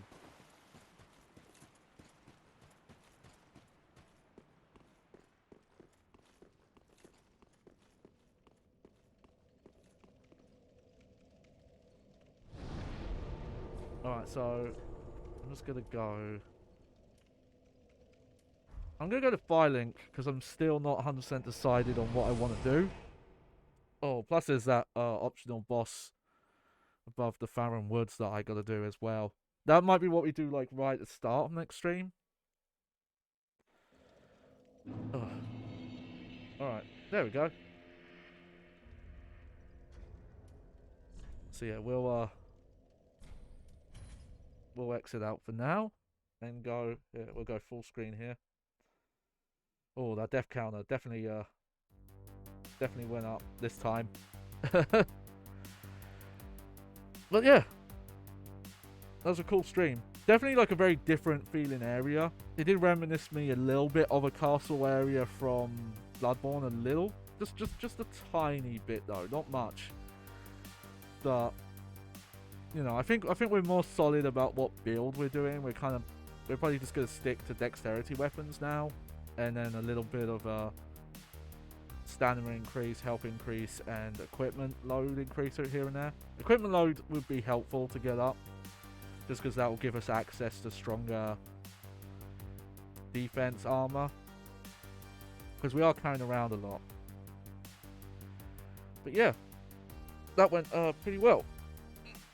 Oh, sorry for the little BRB in the middle. I'm gonna have to remember to trim that when I get this VOD up on YouTube. So yeah, if you're on YouTube, you won't see that. But yeah, what I might do if people see this is I might make a post on Twitter, maybe a poll. Though then again, like I don't have that many people on Twitter, so I might just ask. I'll either do a poll or I'll just ask, because we have multiple ways we could go right now. We have the Smoldering Lake, we have the dungeon, or we continue through this area, and we have to figure out where we're going from there. But yeah, well, we're gonna wrap up here. Let me swap to my credits here. Here we go. But yeah, so next stream, that's gonna be Sunday. Shouldn't have any issues with a Sunday stream. That's gonna go ahead. Okay. But yeah, Sunday will be more of a Devil May Cry. What was the last one we did in Devil May Cry? It was the boat. Yeah, we gotta get off that boat. We're over halfway through, I'm pretty sure, on Devil May Cry. I think Devil May Cry is gonna be like 1 to 2 more streams. Probably two, unless I go like extra long one time. But yeah, it's been a good one. Hope you enjoyed my sweater. It is quite cold here. We're hitting 0 Celsius kind of temperatures right now, so it is quite rough. No, yo, you want a pro tip? If you're a baghead, i.e. you have like a fucking bag on your head all the time, you are a bit warmer than it does help. It won't, it won't keep your hands warm or anything, but just weirdly enough, it just don't know how it works. Just there's heat inside the bag. If anyone asks what's inside the bag, you can tell them heat. But yeah, thank you for coming to the show. I was your host, Johnny Baghead, and yeah, I hope everyone had a good time. Thank you anyone who dipped in or out. Thank you for any follows, because I've had a few follows while I've been offline recently. I got about like my last 3 follows, I'm pretty sure happened when I was even streaming. So I appreciate those. Thank you for anyone watching the VODs. Thank you to that one guy who was like, how do you stream with this on your face? It's like, I don't know, man. You do it for long enough, you can do anything. You can do anything you put your mind to. It's discipline, takes discipline. Alright. Have a good night, everyone. If you're sleeping or awake. I'll see you Sunday.